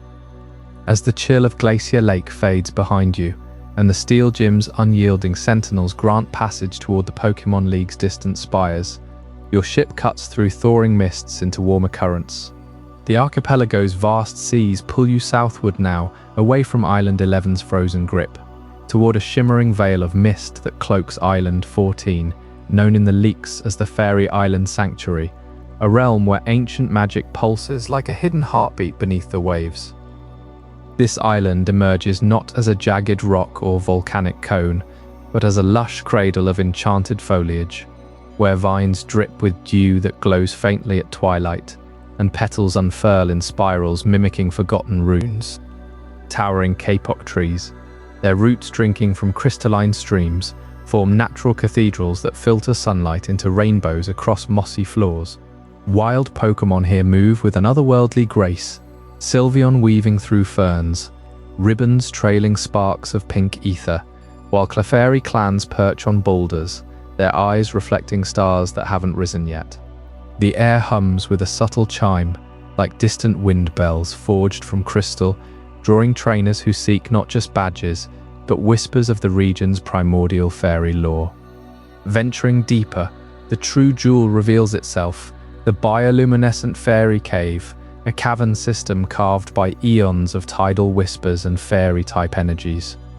Step inside, and darkness yields to a symphony of light, walls alive with phosphorescent fungi that pulse in rhythmic waves, casting turquoise and violet hues across stalactites, shaped like mythical spires.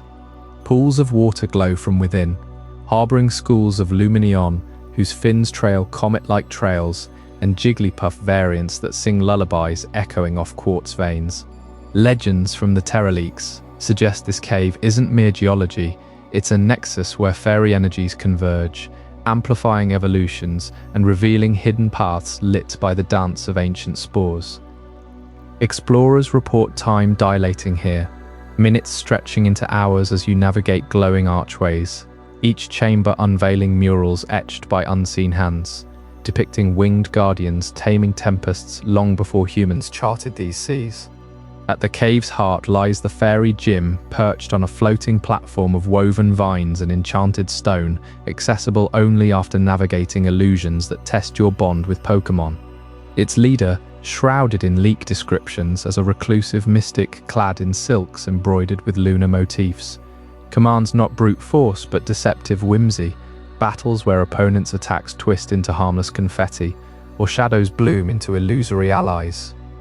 This gym stands apart, deliberately severed from the group's shadowy tendrils that coil through Island 8's headquarters and Magin labs elsewhere. Whispers in the leaks paint the Fairy Gym as a bastion of purity, its isolation a vow sworn in antiquity to preserve fairy essences from corruption. No black market experiments or corporate probes taint its thresholds. Instead, it harbors scrolls detailing pacts with Wind Grandpa and Wave Grandma themselves, ensuring the sanctuary remains a neutral haven amid the archipelago's brewing conflicts. This seclusion ties directly into deeper mysteries, forging invisible threads to the ancient ruins on Island 17. Those forest-shrouded platforms, half swallowed by overgrowth, bear carvings of fairy archetypes, ethereal beings wielding orbs that mirror the bioluminescent glow of Island 14's cave. Leak analysts speculate the fairy type embodies the archipelago's lifeblood, a counterforce to the raw chaos of wind and wave legendaries, with ruins on 17 serving as elder temples where fairy shamans once communed with elemental grandparents. Etched friezes show fairy Pokémon channeling energies to seal rifts in reality, preventing the neon abyss from spilling spectral horrors into the surface world. Island 14's Sanctuary, then, acts as a living echo, a training ground where modern trainers unwittingly reenact those rituals, their victories strengthening barriers that hold back unsolved cataclysms. Ponder the implications as fireflies rise in swarms, their lights sinking with your slowing breath. What secrets do these fairies guard that even the group fears to touch? The cave's glow lingers in your mind, a soft beacon amid the endless seas. But as fairy mists part and your vessel charts towards sun-baked horizons, the archipelago reveals its next enigma in Chapter 15, the desert cauldron, where volcanic sands bubble with forgotten alchemies, promising revelations that could upend everything we've uncovered so far. From the shimmering veils of bioluminescence in Fairy Cave, where the fairy gym stands as a defiant bastion against the encroaching shadows of the group, our journey across the archipelago catapults us into a furnace of forgotten fury. Island 16, known as the Desert Cauldron, boils under an unyielding sun, its vast expanse a blistering counterpoint to the misty sanctuaries we've left behind. This island defies the tropical heartbeat of the region, swallowing travelers in waves of golden dunes that stretch like an endless sea frozen in time. Scorching winds whip across the horizon, carrying grains fine enough to infiltrate every crevice, turning the air thick and golden. You feel it first in your lungs, that dry rasp, as if the land itself exhales the breath of ancient dragons long buried beneath the sand. Cacti twist skyward like silent sentinels, their spines glinting in the relentless light, while mirages dance on the horizon, promising oases that dissolve into mocking heat haze. Temperatures climb past what any sane explorer would endure, yet Pokémon thrive here. Ground types burrowing deep, rock Pokémon armored against the abrasion, their forms etched by eons of erosion. Venturing deeper reveals the true trial. Investigating the arid extremes of Island 16 pulls you toward its throbbing core, the Desert Stadium. Carved into a colossal crater, this arena rises like a coliseum, forged by the gods of grit, its tiered stone bleachers scarred by sandblasts that howl through the night. Trainers converge here, not for glory alone, but survival battles rage under skies that shift from azure to apocalyptic orange as storms brew. The stadium's floor, a mosaic of compacted sand and fossilized remnants, hosts spectacles where electric types falter against the static-charged gales, and fire Pokémon draw power from the ambient blaze. Legends whisper of champions who tamed the cauldron's fury, their victories etched into the walls, but many vanish into the wastes, their cries lost to the wind. These sandstorms are no mere weather. They are the island's savage guardians, mirroring the ocean storms that shroud the legendary isle in impenetrable fury. Just as those colossal waves crash eternally around the hidden paradise, concealing its adaptive ecosystems from unworthy eyes, the desert cauldron unleashes tempests of silica that blot out the sun for days. Visibility drops to mere feet, the world reduced to a swirling vortex where compasses spin wildly and Pokémon hunker in burrows. These gales carry an otherworldly rhythm, pulsing like the heartbeat of something colossal beneath the dunes, echoing the sea's roar in their ferocity. They protect more than the stadium. They veil ruins half-buried, temples whose carvings depict wind-whipped serpents coiling around crystalline hearts, hints that the cauldron once cradled a power akin to the legendary's domain. Beneath this maelstrom lies the enigma that draws shadowy figures from across the archipelago, the desert mineral. Harvested from veins deep within the stadium's underbelly, these iridescent shards pulse with an inner fire, defying the heat by remaining cool to the touch. Miners speak of them in hushed tones, glowing faintly blue amid the ochre sands, their facets refracting light into hypnotic patterns that lure the unwary. But their true allure lies in the labs, specifically the Magin research lab experiments that consume them by the crate. Shipments vanish into the fortified bunkers on islands 8 and 12, where scientists, rumored to skirt the edges of forbidden arts, grind the mineral into elixirs that mutate Pokémon in ways the League dare not acknowledge. Picture the sterile hum of those labs, far from the cauldron's blaze, where vats bubble with mineral-infused serums. Leaks suggest these experiments birth hybrid abominations. Magin variants with sand-veined hides, capable of summoning microstorms or phasing through dunes like ghosts. The desert mineral acts as a catalyst, amplifying latent energies, perhaps drawing from the same infinite winds that birthed Wind Grandpa himself. Whispers among defectors claim it's key to recreating the seed Pokemon's evolution, forcing climates to shift on command, but at a cost. Pokemon emerge warped, their eyes hollow with the cauldron's thirst. The group eyes these labs covetously, seeing in the mineral a weapon to pierce the legendary storms, yet the sandstorms ensure supply lines falter, stranding convoys in eternal night. As you traverse the cauldron's fringes, the dunes give way to fractured plateaus where heat lightning cracks the sky without rain. Rare blooms push through the desolation, their petals veined with mineral dust, attracting swarms of bug types that navigate the gales with instinctive grace. The stadium's shadow looms eternal, a beacon for those bold enough to challenge its trials, but victory grants access to subterranean vaults where mineral caches gleam untouched. Here, the air grows heavy with secrets, the ground trembling faintly as if the island respires, exhaling grains that carry echoes of battles long past. Trainers who've conquered the extremes speak of a peculiar pull, a whisper on the wind guiding them beyond the stadium's rim toward greener horizons. These tales converge on a hidden path, swallowed by encroaching sands, leading to revelations that eclipse even the mineral's mysteries. In Chapter 16, the secret jungle base will uncover that clandestine haven where sunset vistas mask operations that could unravel the entire archipelago's fate. As the relentless sun dips low over Island 16's desert cauldron, casting long shadows across the cracked earth and whispering secrets of the desert mineral into the wind, our protagonists feel the pull of cooler, shadowed realms. They've gathered fragments from the Magin research lab's hidden experiments there, crystalline shards pulsing with unnatural energy, hints of power that could tip the scales against the shadowy group pulling strings from their Island 8 headquarters. But victory demands respite, a place to regroup far from prying eyes. That's when they slip away toward the ivy jungle, that tangled emerald heart beating on the capital's edge. Thick vines drape like curtains over ancient banyan roots, twisting into a labyrinth where sunlight fractures into golden spears piercing the canopy. The air hangs heavy with the scent of damp moss and blooming orchids, alive with the chorus of unseen cicadas and the distant call of exotic birds flitting between leaves broad as shields. This isn't just wilderness, it's a living fortress, evolved over centuries to guard forgotten paths. Leakers describe it as a biome teeming with grass-type Pokémon, their forms blending seamlessly with the foliage, vines that coil like serpents, flowers that snap shut on intruders.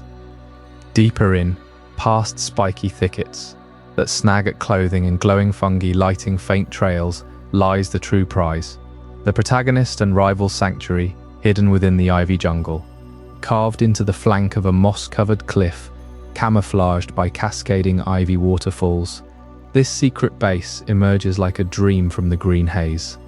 Rough-hewn stone walls, overgrown with ferns, form a natural alcove large enough for a makeshift Pokémon Center glow and scattered bedrolls. A crude map table dominates the center, etched with charcoal markings of the archipelago's islands, pins marking gym conquests from the grass leader on Island 1 to the steel titan on Island 11. Healing herbs dangle from the ceiling, drying in the humid breeze, while a small fire pit crackles softly, its smoke curling up to join the canopy's veil. Here, amid the rustle of leaves and the drip of condensation, the protagonist and rival find not just shelter, but a bond forged in battles across rice terraces, mangrove swamps, and fairy-lit caves. They've returned here countless times in the Leak's narrative arc, this jungle redoubt serving as their anchor amid the region's chaos. After the Fairy Gym's ethereal trials on Island 14 or the blistering desert stadium showdowns, It's back to these walls for strategy sessions, where laughter echoes as they share tales of near misses with Magin lab escapees, those hulking, experimental forms rumoured to twist Pokémon into titanic guardians. The rival, ever the bold counterpart, sketches assault plans on bark scraps, eyes alight with that trademark fire, while the protagonist tends to their team, applying salves brewed from local blooms. It's a rhythm as old as the jungle itself, pulses syncing with the island's wild heartbeat. Yet, as the day wanes, the sanctuary reveals its most poignant face. Step out onto the overhanging ledge, and the ivy jungle parts like a theatre curtain, unveiling a panorama that stops the breath.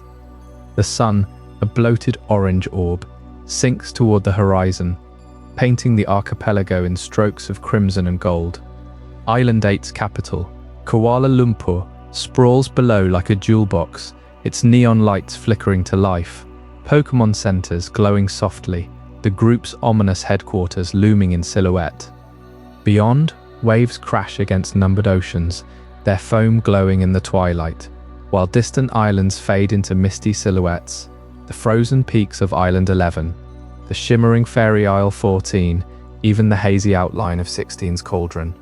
That sunset view, vast and unyielding, carries a subtle ache, a whisper that this grand adventure, this endless vacation across 30+ isles, edges toward its close.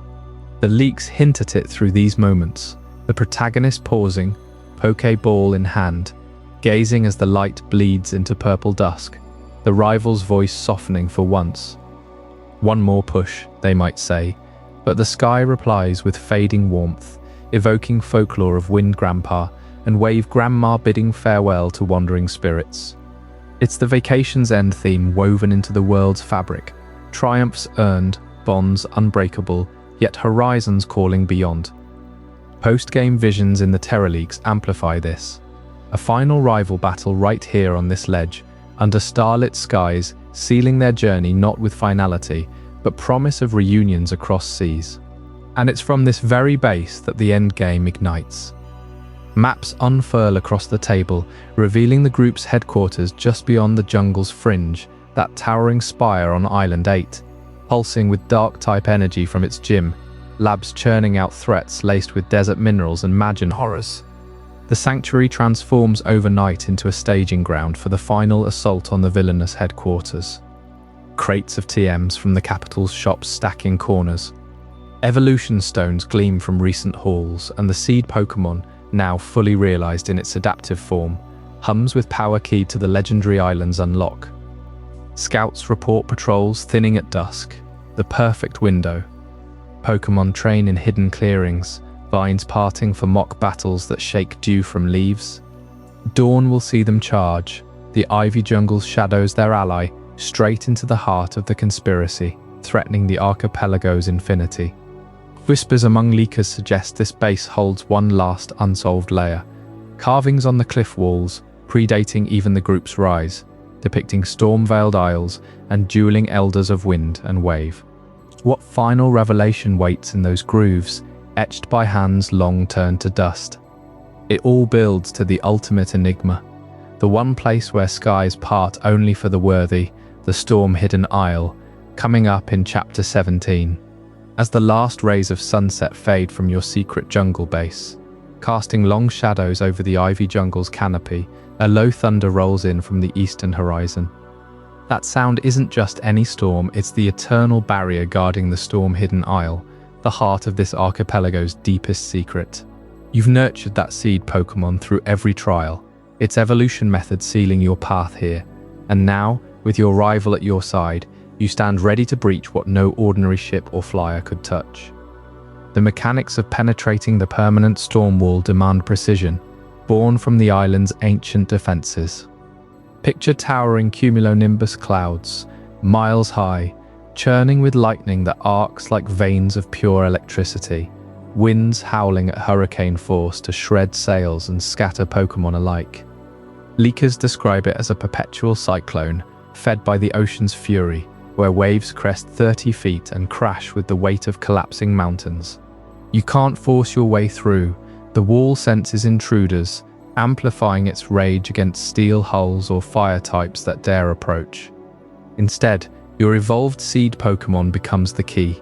If you chose sunlight exposure for its final bloom, it pulses with verdant energy, parting the clouds like a living compass rose. Moonlight evolution. It weaves shadows into a veil, slipping you through undetected veins in the storm.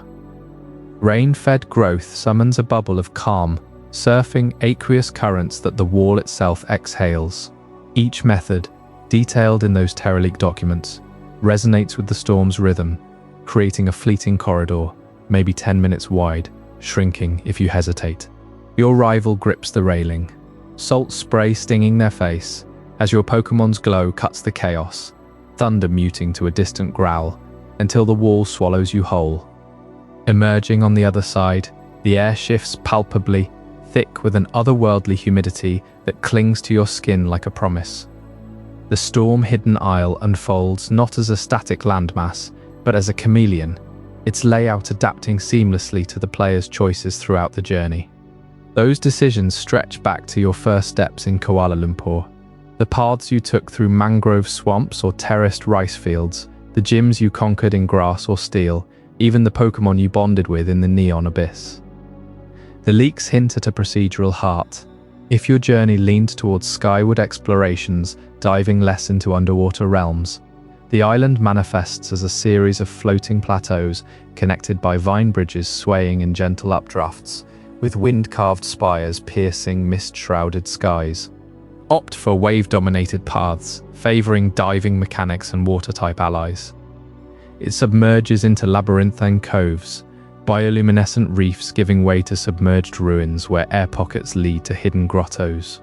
A balanced trek, mixing both. The isle hybridizes, terraced cliffs plunging into tidal pools, windswept dunes framing coral-encrusted peaks. Paths twist and reform as you walk. A forest trail from a jungle-heavy playthrough might bloom with phosphorescent orchids under your feet, while a desert-influenced run scorches it into canyons, echoing with phantom howls. Ruins shift too. Buried ruins echoes appear, but tailored. Spectral guardians in ghost path choices, mechanical sentinels for steel-focused runs. Your seed Pokemon's evolution overlays the final layer, dictating climate, arid blooms for sun evos, misty twilights for lunar ones, ensuring no two visits mirror each other, a replayable enigma that keeps explorers chasing perfection. Deeper in, as biomes bleed into one another under your adaptive gaze, the island whispers its true nature. This isn't mere land, it's a living entity, a colossal vessel cradling the cover legendaries themselves, Wind Grandpa and Wave Grandma, the archipelago's primordial duo. Leakers call it symbiotic. The isle's skin pulses with their essence, tectonic plates flexing like lungs drawing breath from the seas below. Roots delve into abyssal trenches, drawing nutrients that fuel Grandma's wave-borne vitality, while Grandpa's gales sculpt the terrain from ethereal vapors. Your choices throughout the journey? They attune you to one facet or the other, revealing shrines where Wind Grandpa manifests as a colossal avian silhouette against storm remnants, his feathers rustling ancient scrolls of sky lore, or Wave Grandma as a serpentine behemoth coiling through lagoons, her scales etched with wave patterns mirroring your diving exploits. Battle them here, and the isle quakes in response, vines lashing if you falter, tides rising to test your harmony. Defeat unlocks not just their power, but the isle's pulse syncing with yours, skies clearing as villainous shadows loom larger. Feel the ground thrum beneath you, alive with their dual heartbeat, a revelation that reframes every island you've roamed as mere extensions of this beating core. Winding through these shifting paths, you and your rival exchange glances, the weight of what's next settling like dew on leaves. But as harmony restores and the legendaries bow to your bond, darker currents stir from afar. The Villainous group's true goal waits to unravel it all in Chapter 18. What they've schemed beneath the waves and winds will leave you questioning every sunset you've chased. As you navigate the shifting landscapes of the storm-hidden isle, shaped by every choice you've made across the archipelago, a faint signal pierces the howling winds, a distorted broadcast from the group's encrypted network. It's no coincidence that the storms rage fiercer here, feeding on the very essence they've coveted all along. That signal leads you back through the churning seas to Island 12, where the desert's relentless sun bakes the sands into a shimmering haze, and jagged rock formations rise like forgotten sentinels. Whispers from locals in the nearby desert stadium speak of shadowy figures slipping into the abandoned mine cave, hauling crates stamped with the Magin research lab insignia. You've seen those labs before on Island 8, tucked amid the ivy jungle's twisting vines, where test tubes glowed with unnatural light. But this one, perched atop the colossal Magin research lab rock, feels different. It's the heart of their operation, carved into a monolithic outcrop that dominates the horizon, its surface etched with glowing runes pulsing like veins. Pushing deeper, you uncover data logs scattered across rusted consoles in the lab's outer chambers. The group isn't just some ragtag band of poachers or eco-terrorists. They're a cabal of rogue scientists and ancient cultists, led by an enigmatic figure known only as the Eclipse Director. Their headquarters in Kuala Lumpur's underbelly on Island 8 was merely a facade, a nerve center coordinating strikes from the dark gym's hidden arenas. What drives them? The infinity energy, that boundless force woven into the region's core. Leaks from the Terra Leaks hint at it as the primal surge binding wind and wave, the Grandpa and Grandma legendaries themselves, eternal cycles of sky and sea that could grant immortality, reshape biomes at will, or fuel machines to conquer oceans. The group seeks to siphon it, drilling into ley lines beneath the archipelago, using Magin experiments to birth hybrid abominations, Pokémon fused with crystalline infinity shards, their eyes swirling with endless voids. Imagine the horror. Wild mangrove forest guardians twisted into rampaging behemoths, or the terraced rice fields of Island, one poisoned by leaking reactors. They've masked their drills as research, blaming natural anomalies for the neon abyss's glow or the willow wisp caldera's eerie flames. All while the permanent storms they've amplified shield their legendary island heist. The air grows thick with ozone as you ascend the rock's spiraling paths, past chambers humming with containment fields where failed experiments whimper in stasis pods. Sandstorms whip at your face, carrying echoes of defeated gym leaders' warnings. The steel champion from Island 11 murmured of infinity thieves before vanishing. The fairy gym's guardians sealed off their cave to starve the incursion. Your rival joins you here, their voice steady over the roar. This ends now, for every island we've crossed. The Eclipse Director awaits in the summit chamber. A cavernous dome cracked open to the bruised sky, infinity conduits snaking from a central obelisk like the roots of some mechanical world tree. Cloaked in shadows, they unleash their arsenal. Dark-type enforcers evolved under forbidden rites. Ground-shaking titans unearthed from the buried ruins, all empowered by stolen shards that warp reality around them, bending space into looping mazes mid-battle. A clash shakes the rock to its foundations. Your team, forged from grass sentinels of the swamps, fighting prowess from Goro rock, steel resilience against blizzards, they counter every surge. The director rants of a new era, harnessing infinity to eclipse the legendaries themselves, redrawing the archipelago into a single, controllable fortress. But as your ace Pokémon shatters the obelisk with a final radiant strike, the conduits fracture. Infinity energy erupts in a cascade of azure light, not destructive but purifying, like a long-held breath released. In that instant, the skies split open. The perpetual storms shrouding the legendary isle dissipate across the entire region, unveiling crystal-clear horizons where fog once choked the numbered oceans. Sunlight pierces the blizzard areas of Island 11, thawing paths long buried under ice. The world map transforms before your eyes. New land bridges emerge from receding tides, connecting Ghost Island's spectral springs to the ruins islands in forest canopies. The southwestern island of 15 links seamlessly to Thone Path on 13, opening vast explorable chains. The neon abyss loses its procedural murk, revealing sunken temples teeming with ancient water types.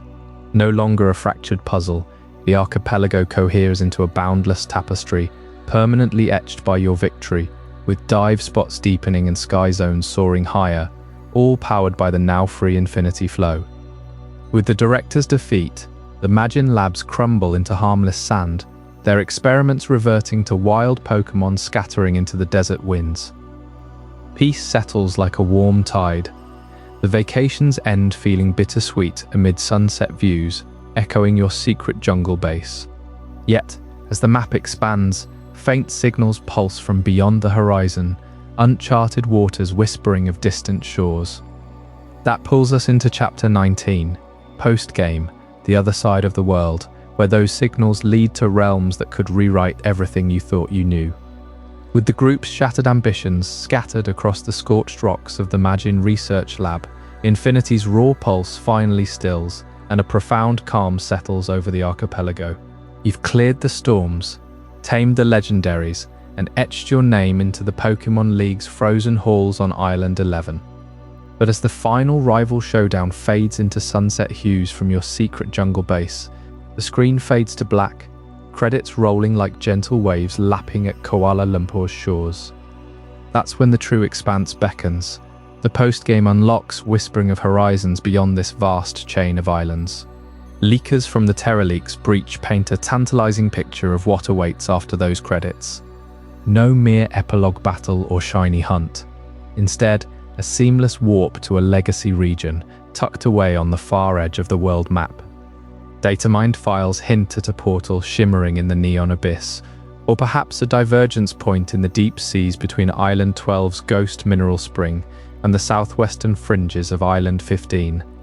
You board a spectral ferry, or dive through procedural currents that shift with each playthrough, emerging into terrains etched with nostalgia, craggy peaks, misty routes, and badges that echo the past.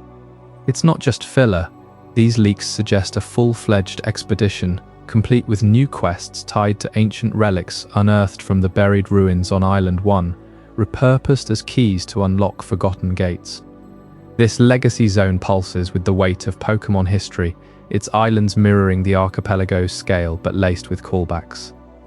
Rice terraces give way to familiar highlands, mangrove swamps to shadowed caves where echoes of old cries linger.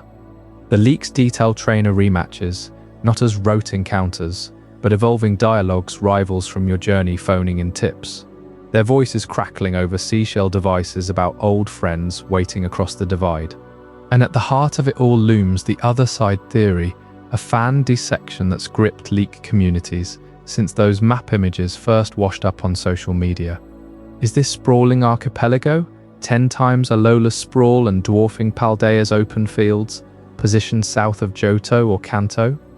The leaked world map fragments fuel the fire, numbered oceans curving southward from Indigo Plateau's silhouette, with wind grandpa's gales and wave grandma's tides forming a natural barrier. Cartographers in the leak threads pore over coordinates. Johto's Ecrutake spires align eerily with the caldera wisps on Island 8, while Kanto's Cerulean Cape points toward the spiky rocks of Island, one like a compass needle. If south of Johto, the archipelago slots into that uncharted gulf below Whirl Islands, explaining mangrove forests blending into Johto's coastal folklore and the grass gym's terraced fields evoking Blackthorn's dragon lairs. Opt for Kanto, and it hugs the southern seas past Cinnabar, with the fairy island's bioluminescent glow nodding to Seafoam's icy depths, and the desert cauldron on Island 16 mirroring the arid badlands whispered in old Kanto tales. Procedural elements in the neon abyss adapt sea routes dynamically, some paths veering toward goldenrod-inspired ports, others to Pallet Town's humble docks, making every post-game sail a personalized pilgrimage. But the leaks drop their most electric clue right back in the capital, Kuala Lumpur, on Island 8. Amid the Pokémon Center headquarters and the tour company's bustling docks, vacationing NPCs lounge under palm frond awnings, none other than red, blue, and yellow, rendered in crisp new models with sun-kissed tans and casual threads. Red perches silently on an observation deck overlook, his cap tilted against the breeze. Pikachu napping at his feet while he gazes toward the horizon, as if sensing your approach from the legacy shores. Blue cracks jokes at the boutique, trading surf tips for TM upgrades, his cocky grin softened by the vacation vibe, hinting he's just killing time before the next league shakeup.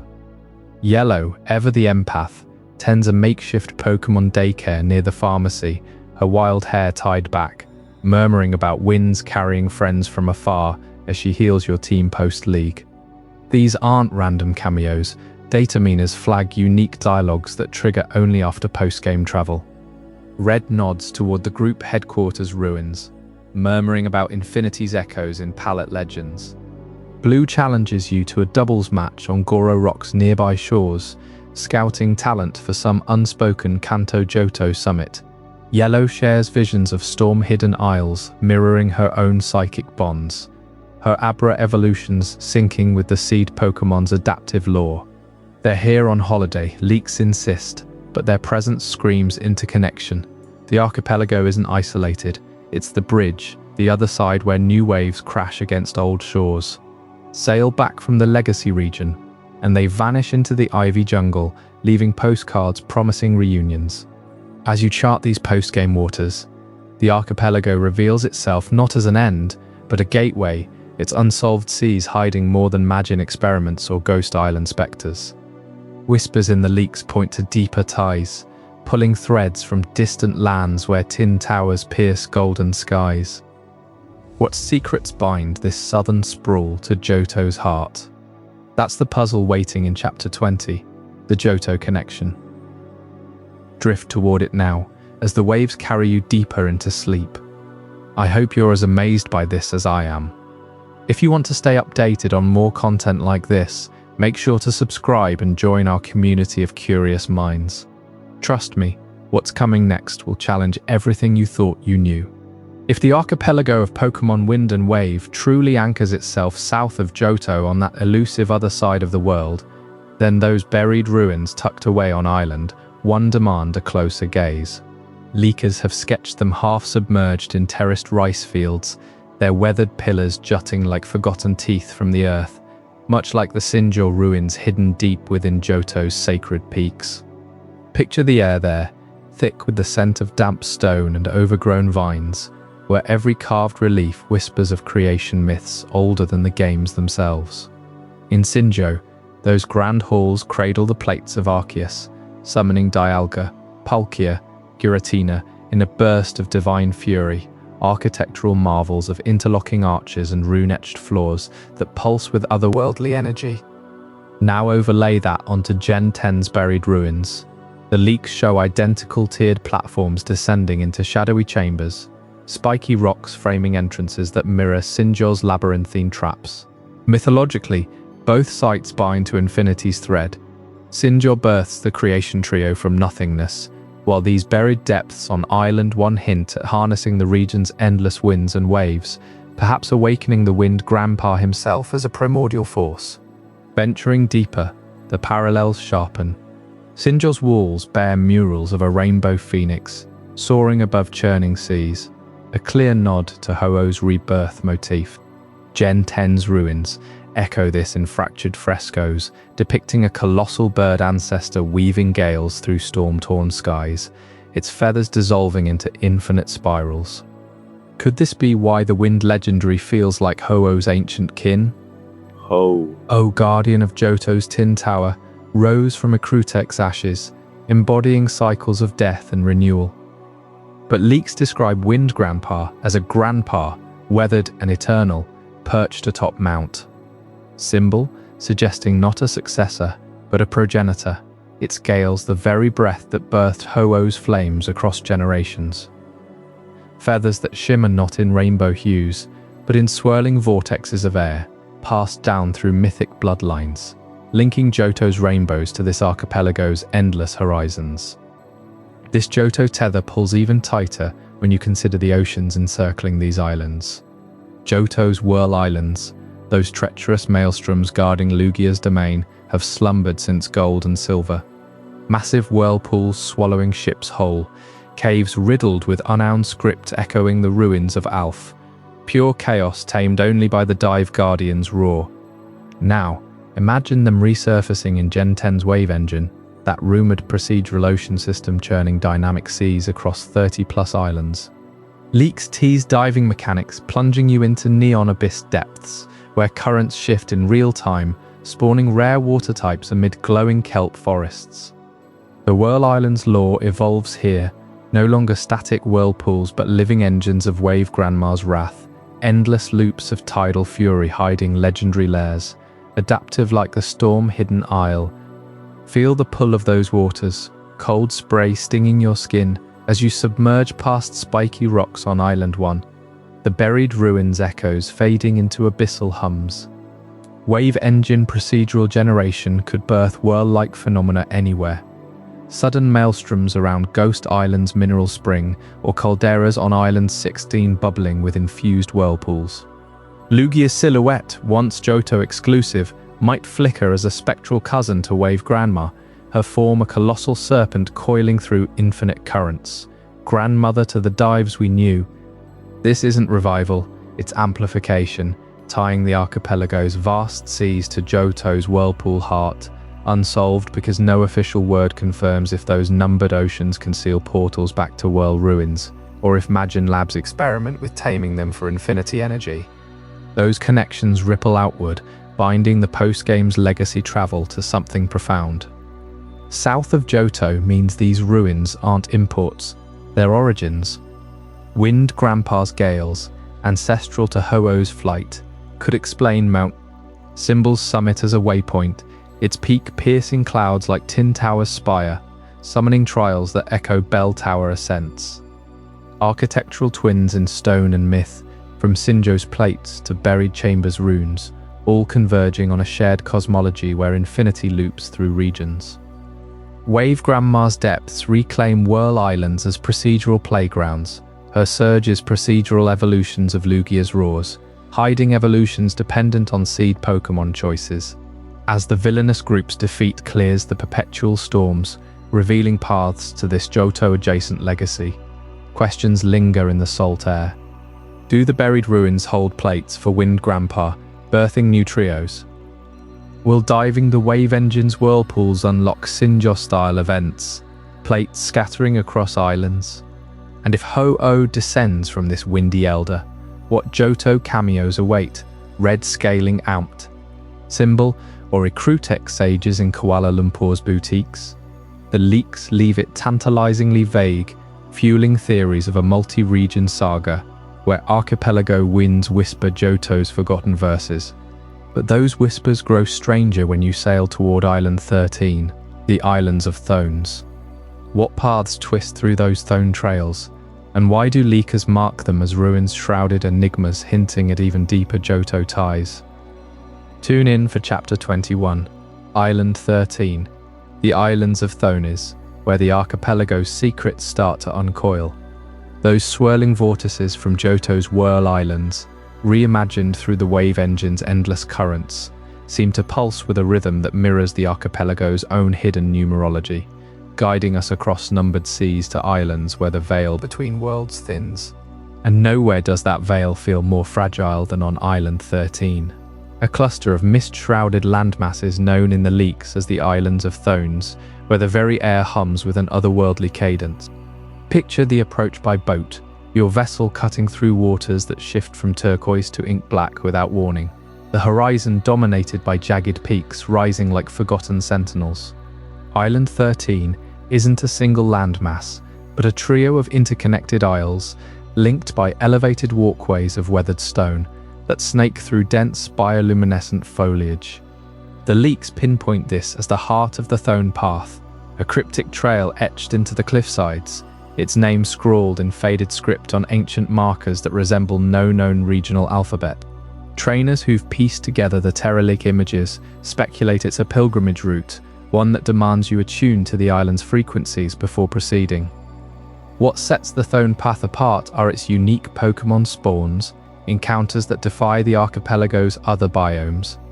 As you tread the path's glowing lichen underfoot, rare variants emerge from hidden grottos, ethereal forms of Pokémon like spectral Altaria drifting on thermals that carry faint chimes, or schools of Finian whose scales refract light into harmonic patterns.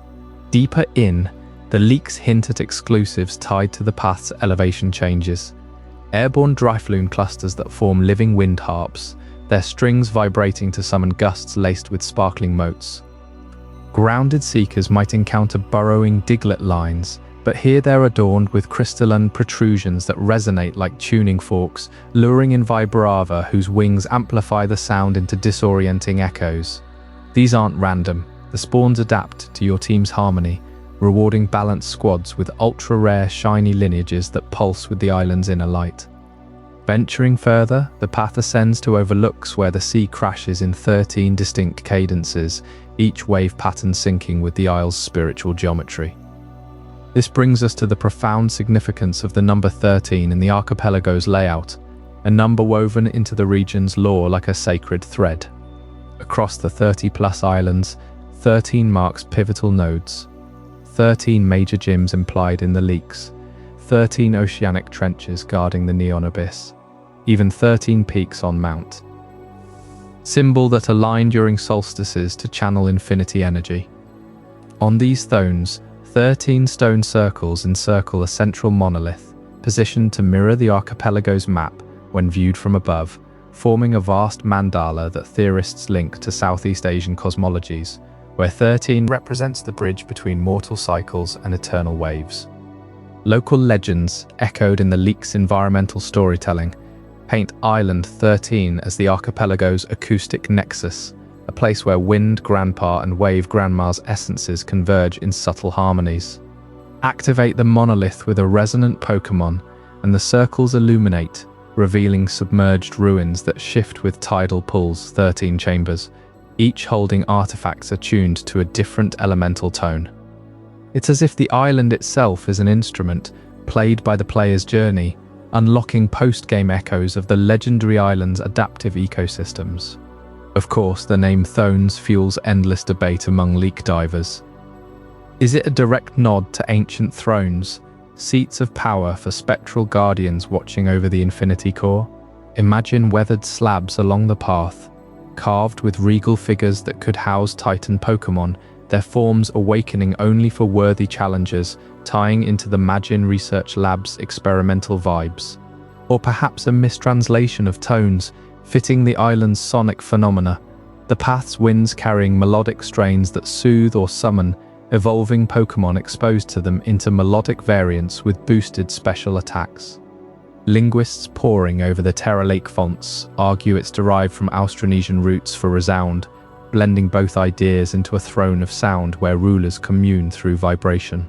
Climb higher, and the mist parts to reveal vantage points over the trio of isles, the largest, Thone Prime, with its terraced echo chambers where shouts return 13-fold, amplified into Pokémon calls that draw hidden nests. Flanking it, Lesser Thone harbors tide pools teeming with harmonic clampearl evolutions, their pearls chiming in unison during full moons.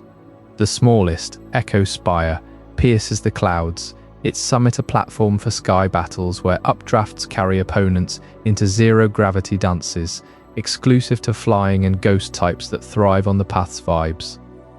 These elements coalesce into a spiritual fulcrum, suggesting Island 13 anchors the archipelago's ley lines, channeling the wind and wave duo's power against the Villainous group's infinity grabs. Post-game, revisiting under clear skies, Post-Storm reveals 13 new portals, gateways to other side realms we've touched on before, perhaps funneling Johto's whirl energies into fresh whirlpools. Yet amid these resonances, a distant rumble echoes from Island 7, stirring the archipelago's primal fury. That's the heartbeat we'll follow in Chapter 22, the Goro rock and fighting spirit, where fists meet stone in trials that could shatter even the Thone Path's calm. As the spiritual echoes of Island 13's Thone Path fade into the archipelago's vast horizon, we turn our gaze to a place where mysticism gives way to raw, unyielding power, Island 7, home to the fighting gym and the enigmatic Goro rock. This island stands as a bastion of physical mastery, where every fist clenched and every stance held echoes centuries of martial tradition forged in the fires of survival. Deep in the heart of Island 7, The fighting gym rises like a temple carved from volcanic stone, its walls etched with faded murals depicting ancient warriors clashing against colossal beasts amid crashing waves and swirling winds. This isn't just a battle hall. It's the cultural heartbeat of the region, a living archive of martial arts history that traces back to the archipelago's earliest settlers. Those pioneers, sailing from distant shores inspired by Southeast Asian seafaring clans, brought with them disciplines honed in rice paddy dojos and jungle clearings, Silat's fluid strikes, Moi's bone-crushing elbows, and Kuntao's intricate grapples, all adapted to tame the wild Pokémon that prowled these islands. Legends whisper of the first gym leader, a monk-like figure who unified rival clans under one roof, teaching that true strength flows from harmony between body, spirit, and the land itself. Trainers here don't merely command fighting types, they embody them, sparring barefoot on sweat-slicked mats under torchlight, their breaths syncing with the rhythmic pounding of taiko drums that mimic a Machamp's four-fisted barrage. The air inside hums with the scent of incense and oiled leather as pupils chant ancient mantras before dawn patrols, shadowboxing silhouettes of Hariyama and Conkeldurr against the rising sun. This gym's significance runs deeper than badges. It's the archipelago's soul forge, where festivals draw pilgrims from every island to test their mettle in open tournaments, their victories etched into communal scrolls that line the rafters. These gatherings aren't spectacles of violence, but rituals of resilience, celebrating how martial prowess turned scattered tribes into a unified people, their forms evolving alongside Pokémon that mirrored their ferocity, like the primate lions that once rampaged through mangrove thickets until tamed by iron-willed masters. Yet looming just beyond the gym's perimeter, shrouded in morning mist, squats Goro Rock, a colossal gorilla-shaped monolith that defies explanation, its craggy surface veined with quartz that glints like exposed muscle under the tropical sun. Is this a natural formation, sculpted by eons of erosion from the island's lava flows and typhoon gales, or something far more primal, a petrified ancient Pokémon frozen in stone mid-roar after a cataclysmic battle? Leaker's map sketches show it perched on a jagged cliff, overlooking roiling seas, with faint carvings at its base resembling clenched fists and snarling maws, echoes perhaps, of a bygone era when titanic fighting types walked the earth. Local lore speaks of it as Goro, a guardian spirit turned to rock when it challenged the Wind Grandpa himself, its body hardening as punishment for hubris, veins pulsing with residual energy that draws wild Pokémon to meditate at its feet. Geologists in the Leaks fan theories point to basalt columns and wind-worn pumice, yet eyewitness accounts from beta testers describe unnatural warmth emanating from its core, as if a heartbeat lingers beneath the surface, syncing with the gym's training drums. Touch the rock at midnight, they say, and shadows dance across its brow, mimicking a gorilla's rage. Could it be the fossilized remains of a mega-ancient Blaziken ancestor, or a relicanth-like relic from deeper abyssal wars? Expeditions have chipped away samples, revealing iridescent minerals unknown to modern science, fueling debates in Magin research labs scattered across the chain. Some swear they've heard guttural growls on windy nights, vibrations that rattle nearby bamboo groves, hinting at a slumbering awakening tied to the region's infinity energy. This unbreakable bond between the fighting gym and Goro Rock underscores a profound truth. The physical discipline demanded here is no luxury, but the very key to surviving the archipelago's gauntlet. Island 7's terrain is a brutal proving ground. Steep volcanic trails, slick with monsoon rains, where a single misstep sends you tumbling into thorn-choked ravines patrolled by feral crab-roller packs. The gym's regimen mirrors this peril. Recruits haul boulders mimicking Goro's bulk-up sheer inclines, their muscles screaming as they evade simulated ambushes from Poliwrath proxies, forging endurance for the neon abyss dives or blizzard treks on distant shores. Masters teach that without this ironclad discipline, hours of stance drills until legs quiver like palm fronds in a gale, no trainer endures the island's whims. A slip in form means defeat not just in battle, but in life, as wild encounters turn lethal amid mangrove mazes or desert cauldrons. Goro Rock serves as the ultimate dojo totem, its shadow a reminder that the archipelago bows to no one weak of will, demanding you punch through storms as fiercely as any Komodo. Trainers emerging from Island 7's trials carry more than badges. They bear the fighting spirit etched into their bones, ready to face the endless seas with fists that could crack coconuts or calm tempests. And as we leave the echoes of those pounding footsteps behind, our journey drifts toward Chapter 23, the normal gym and everyday life, where the unassuming routines of island folk hide secrets far more profound than any epic clash. Stay tuned to uncover how ordinary battles might hold the key to the archipelago's hidden heart. From the unyielding fists and shadowed echoes of Goro Rock on Island 7, our journey across the archipelago drifts to quieter shores, where the waves lap gently against Island 9, home to the normal-type gym. This gym stands not as a fortress of fury, but as a humble pavilion woven into the fabric of daily existence, its plain wooden beams and thatched roof mirroring the unpretentious homes scattered around it. Picture the trainer stepping off the ferry onto sun-warmed docks, lined with fishing boats bobbing lazily in the turquoise harbour. The air carries the scent of fresh-baked flatbreads from street vendors, mingled with the salty tang of drying nets and blooming frangipani. Children chase snorunt variants through narrow alleys, their laughter blending with the rhythmic clatter of wooden carts hauling rice from nearby paddies. Here, life unfolds in predictable cycles, mornings spent tending rooftop gardens heavy with tropical fruits, afternoons haggling over woven baskets at the central market, evenings where families gather under string lights to share stories of the day's catches. Pokémon roam freely, not as warriors but companions, a stout land herding a flock of Pidove to the mill, a ditto mimicking the baker's rolling pin to amuse wide-eyed toddlers. This is the pulse of Island 9, a town that thrives on routine, where battles feel more like friendly spars than tests of survival.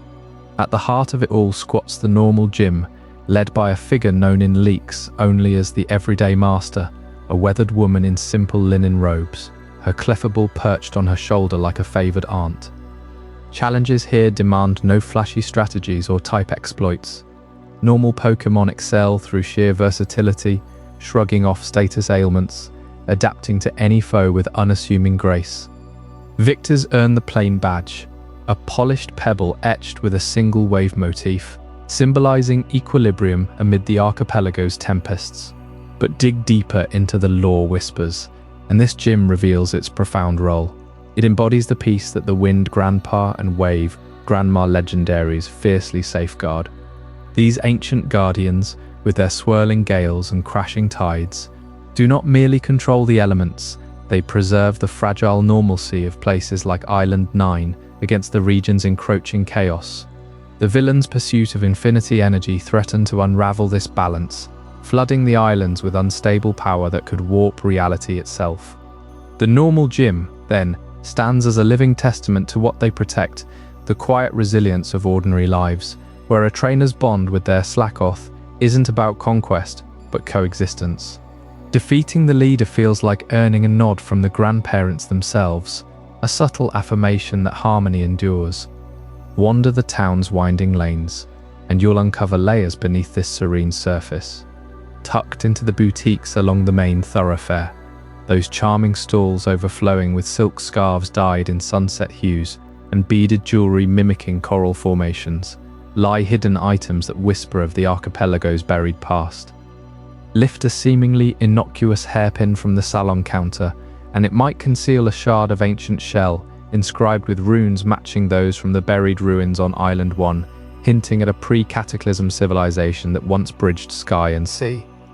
Poke through a boutique's backroom trinket box, and you might pocket a faded locket holding a pressed flower fossil, its petals echoing the adaptive flora guarded by the Wave Grandma. These aren't mere baubles, they're relics disguised as everyday adornments, smuggled into modern life by descendants of explorers who charted the neon abyss. Salons, with their mirrors fogged from steaming herbal rinses, hide compartments in ornate combs that reveal maps etched in mother of pearl, plotting forgotten currents leading to submerged temples.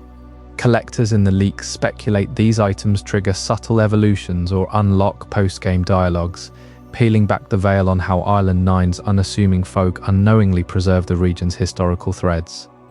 This idyllic veneer sharpens into stark relief when you consider the supernatural chasm lurking just beyond the horizon, the neon abyss, that abyssal trench carving through the numbered oceans, its depths aglow with bioluminescent horrors and procedurally shifting Pokémon hordes. While Island 9's market hums with barter and banter under the midday sun, the abyss pulses with otherworldly light, schools of lantern casting eerie neon veils over jagged vents spewing thermal plumes. Divers who venture too deep return with tales of phantom currents dragging them toward ruins lit by perpetual glow, where ghost types phase through pressure-resistant hides and electric variants discharge storms that rival the Wind Grandpa's fury. The contrast couldn't be more profound. Up here, a normal-type gym trainer sips tea with locals, discussing tomorrow's weather. Down there, the abyss devours the unwary, its dynamic ecosystems birthing encounters no two players witness alike. Island 9's peace isn't ignorance of these perils, it's defiance, a deliberate anchor amid the archipelago's wild infinity, protected by legendaries who ensure the everyday world doesn't dissolve into neon-lit madness. As you lace up those boutique-found relics and pocket the plain badge, the archipelago beckons onward, pulling you toward Island 8's smouldering heart. What spectral flames dance within the willow wisp caldera, and do they guard secrets hotter than Goro Rock's mysteries? That's for Chapter 24, the willow wisp caldera, where the ground itself seems to breathe with forgotten fire. As the serene routines of Island 9 fade behind you, with its normal gym standing as a quiet guardian of the everyday peace, the Wind Grandpa and Wave Grandma watch over, your journey pulls you eastward across the churning waves to Island 8. There, the horizon cracks open with a jagged scar of fire, the willow wisp caldera, a colossal volcanic basin that never truly sleeps, its edges glowing faintly even in daylight, whispering promises of the shadows that define this island's heart. You step off the ferry into the throbbing pulse of the capital city, what the leaks whisper as Kuala Lumpur, a sprawling metropolis where sleek boutiques and Pokémon centers rise amid vine-choked towers, all bathed in the perpetual haze of distant steam plumes. The air hangs heavy with the sharp tang of sulfur and sun-warmed earth, and beneath your feet, the ground trembles subtly like the island itself breathes. This isn't the tranquil contrast of Island 9's neon abyss. Here, the supernatural bleeds into the streets, drawing you straight toward the caldera's rim. Follow the winding paths upward from the city, past the Magin research lab, where scientists probe the Earth's fury, and the ivy jungle that clings defiantly to cooling lava fields. The trail steepens into a blackened staircase of obsidian, carved by ancient hands or perhaps the claws of long-extinct Pokémon. Steam hisses from fissures, carrying the low rumble of magma shifting far below, and you catch glimpses of shadowy figures darting between rocks. Dark-type Pokémon like Umbreon variants or sleek new leaks, thriving where light twists into deception. The heat builds, wrapping around you like a living shroud, until the caldera's lip reveals itself, a vast, mile-wide crater, its floor a mosaic of cooled basalt and bubbling pools of molten orange, where blue-white will-o-wisps dance eternally, luring the unwary deeper. This volcanic fury isn't random chaos. It's the lifeblood of Island 8, fueling an intricate web of activity that ties directly to the dark gym perched on the caldera's southern flank. The gym itself squats like a fortress of midnight stone, its entrance a yawning cave mouth framed by heat-warped metal grates. Trainers here don't just battle, they harness the caldera's volatility. Lava flows carve natural arenas, where shadows stretch impossibly long under flickering torchlight, and the gym leader, rumored to wield a signature Pokémon evolved in these depths, channels the volcano's unpredictability into moves that strike from unseen angles. Leakers describe trials where challengers navigate geothermal mazes, evading geysers that erupt without warning, their Pokémon tested not just in strength but in cunning amid the deceptive glows.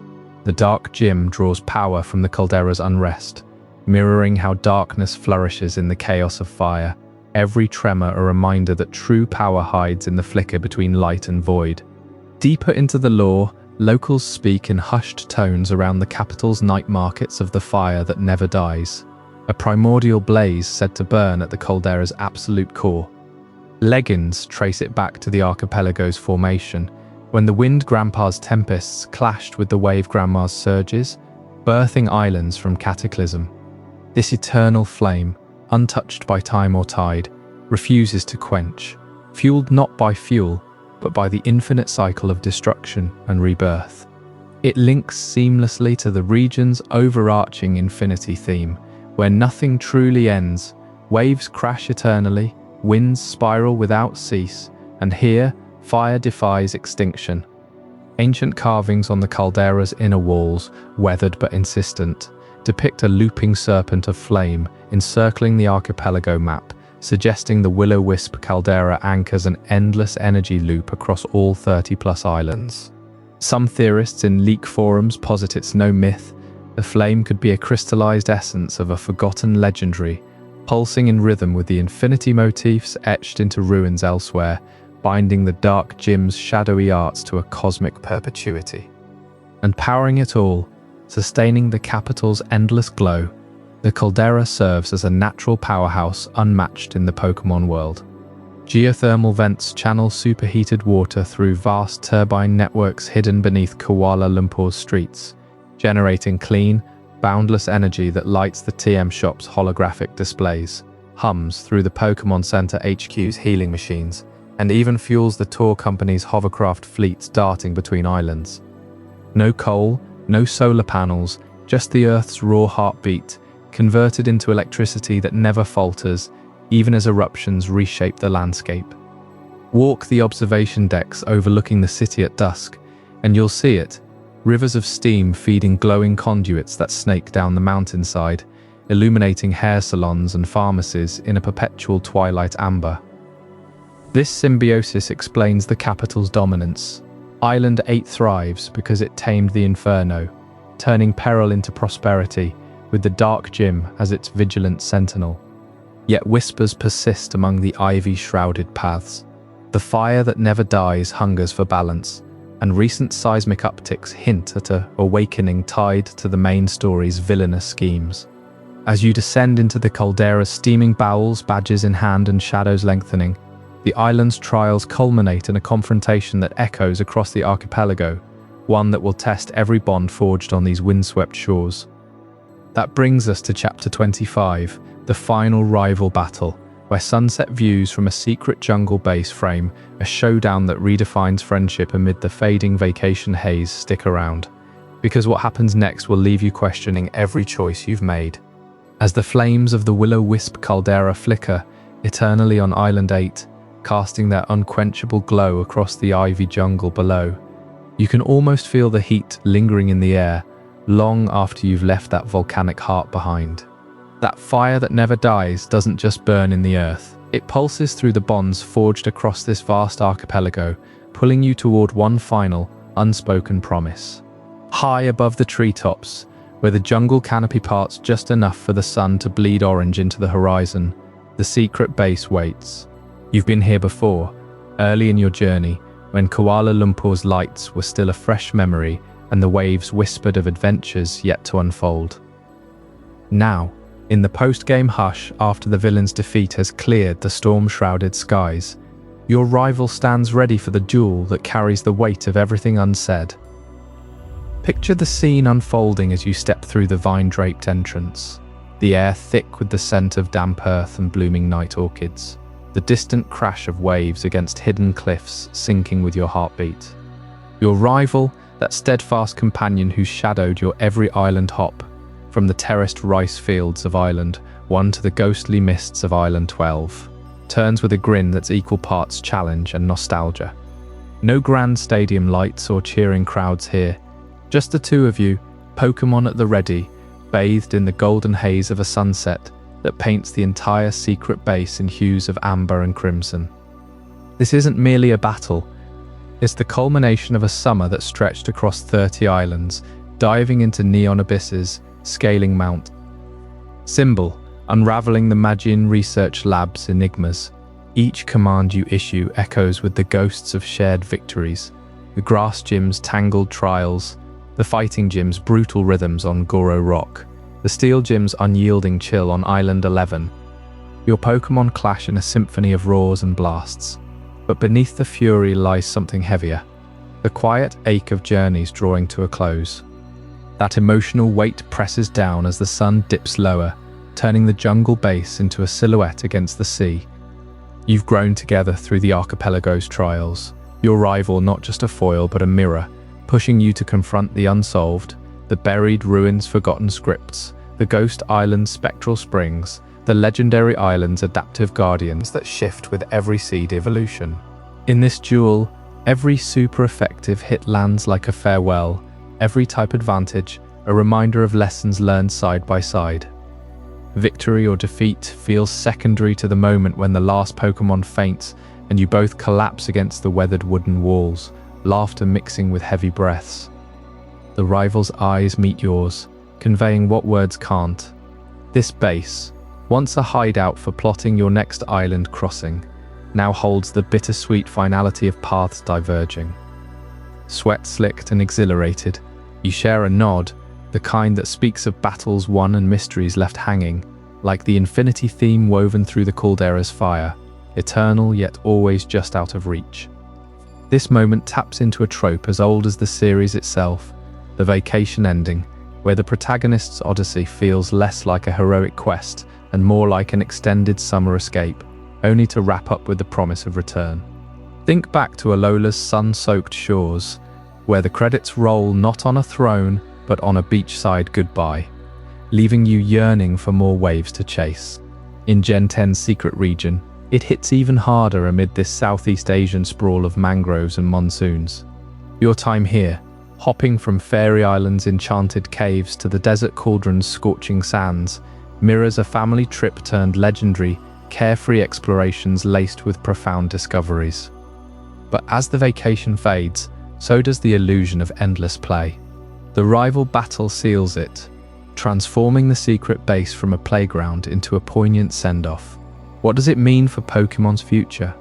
It signals a series evolving beyond linear epics, embracing open-world sprawl where stories don't end, they pause.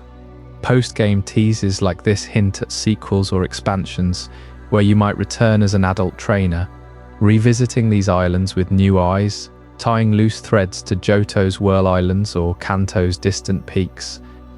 It's Game Freak's subtle nod. Every goodbye plants seeds for the next generation's adventure, keeping the world alive, breathing, infinite. And your rival? They don't just fade into the sunset. In a twist that elevates them beyond the usual foil, they pledge to document these unsolved mysteries for future generations. Picture them years from now, poring over faded maps in some Kuala Lumpur archive, chronicling the Thone Path's cryptic spawns on Island 13, the petrified enigma of Goro Rock, the neon abyss's procedural depths. Armed with a journal scribbled during your shared dives and climbs, they become the unofficial lawkeeper, snapping photos of the willow wisp caldera's undying blaze, sketching the storm-hidden legendary island's shifting ecosystems, noting how the Wind Grandpa and Wave Grandma's domains adapt to every trainer's path. This isn't a side character bowing out, it's a torch passed.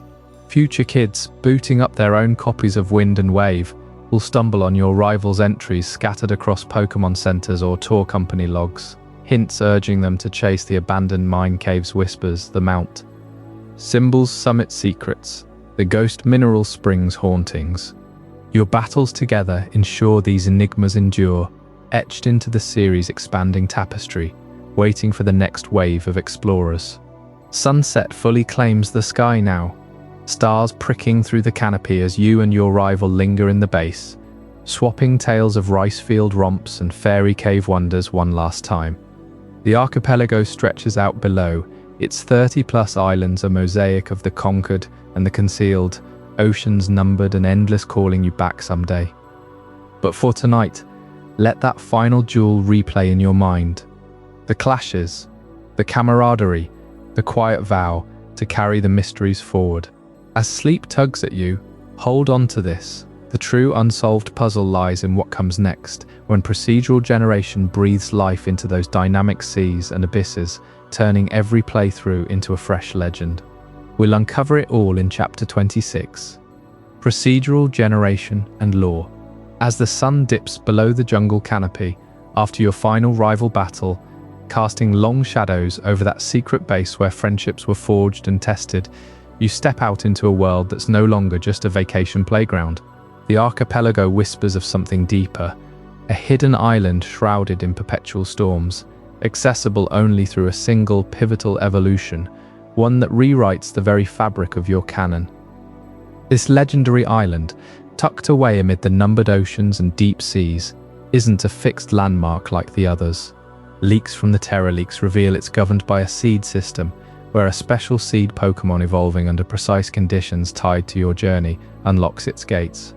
Evolve it in the mangrove swamps of Island 1, and the island blooms into a lush paradise teeming with nature, legendaries, verdant cliffs rising from misty bays, and Pokémon herds that echo ancient Southeast Asian folklore.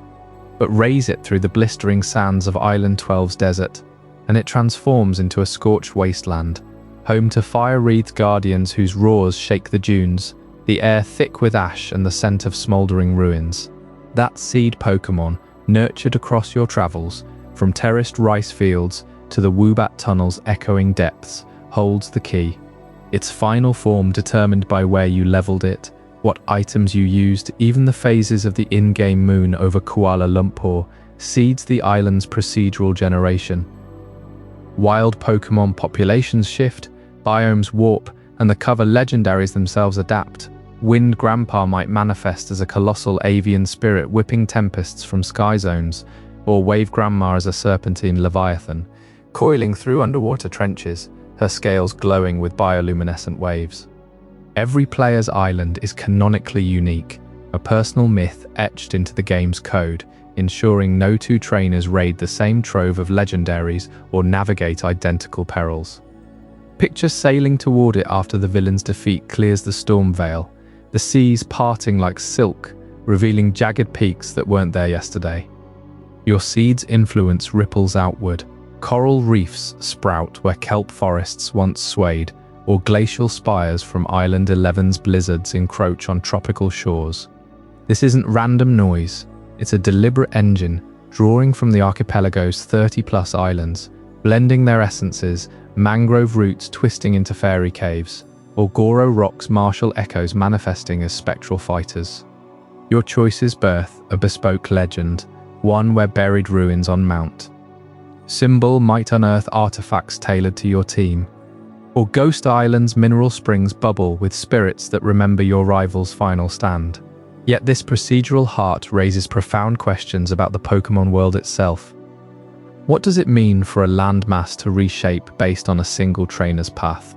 The philosophy embedded here challenges the static geographies of past regions, Paldea's fixed craters, Alola's unchanging volcanoes. In this vast open world, 10 times larger, infinity isn't just a theme, it's literal. Geography becomes fluid, a living canvas where wind and wave legendaries don't merely rule but respond, their grandpa and grandma essences weaving player agency into the lore. Is Arceus's creation truly immutable, or does it pulse with potential, each seed a microcosm of divine whim? Your island isn't a glitch in eternity, it's proof the world evolves with you, mirroring the endless biodiversity of Southeast Asian archipelagos, where islands rise and sink with tectonic breaths. And then there's the neon abyss, that glowing chasm plunging from the map's edges into numbered oceans, where procedural seas spawn dynamic Pokémon schools, diving water types vanishing into abyssal glows, sky zones flickering with unseen winds. Players report it shifting, one night a haven for rare evolutions, the next a vortex swallowing ships whole. Is this a glitch in the Terra Leaks code, a remnant of unfinished Magin research lab experiments bleeding into the wild? Or deliberate lore, a tear in the veil where infinity meets the void, tying to the willow wisp caldera's undying fire, or Ghost Island's haunted springs? Whispers from the leaks suggest it's the archipelago's underbelly, a deliberate mystery where wind grandpa's gales meet wave grandma's depths. Procedural generation, ensuring every plunge yields unsolved secrets, from petrified relics akin to Goro rock to echoes of Thone Path's spiritual number 13. Drift deeper into this as the waves lap at your boat, the seed system's genius, ensuring your legendary island lingers in dreams long after the vacation ends. But these mechanics hint at horizons beyond even the postgame's Johto whispers or Kanto cameos. What lies ahead for Gen 10's sprawling vision? Join me next in Chapter 27, The Future of Gen 10, where we unravel how these leaks could redefine the series forever, or vanish like mist over the neon abyss. A Pokémon world that reshapes itself for every journey doesn't just redefine playthroughs, it demands hardware bold enough to birth entirely new eras. Those TerraLeak documents from 2024, spilling across social media on February 5th, painted that future in vivid strokes. Pokémon Wind and Wave, a duo of titles whispering of an archipelago so vast it dwarfs Alola by tenfold and stretches Paldea's horizons to breaking. Images of over 30 islands scattered across numbered oceans and fathomless deep seas flooded forums, igniting a frenzy that still simmers in every Discord thread and Reddit deep dive. Fans pored over pixelated maps, tracing terraced rice fields on Island 1 that cascade like emerald stairs under a relentless sun, or the sweltering mangrove forests where roots claw into brackish swamps, hiding the grass gym's vine-choked arena. The community erupted not just with hype, but with raw, unfiltered debate, authenticity questioned in hour-long breakdowns, yet defended by cross-referencing leaked sprites with Game Freak's stylistic quirks. Theories bloomed like monsoon orchids. Was the Neon Abyss a procedural abyss teeming with dynamically spawning Pokémon, its depth shifting with player choices?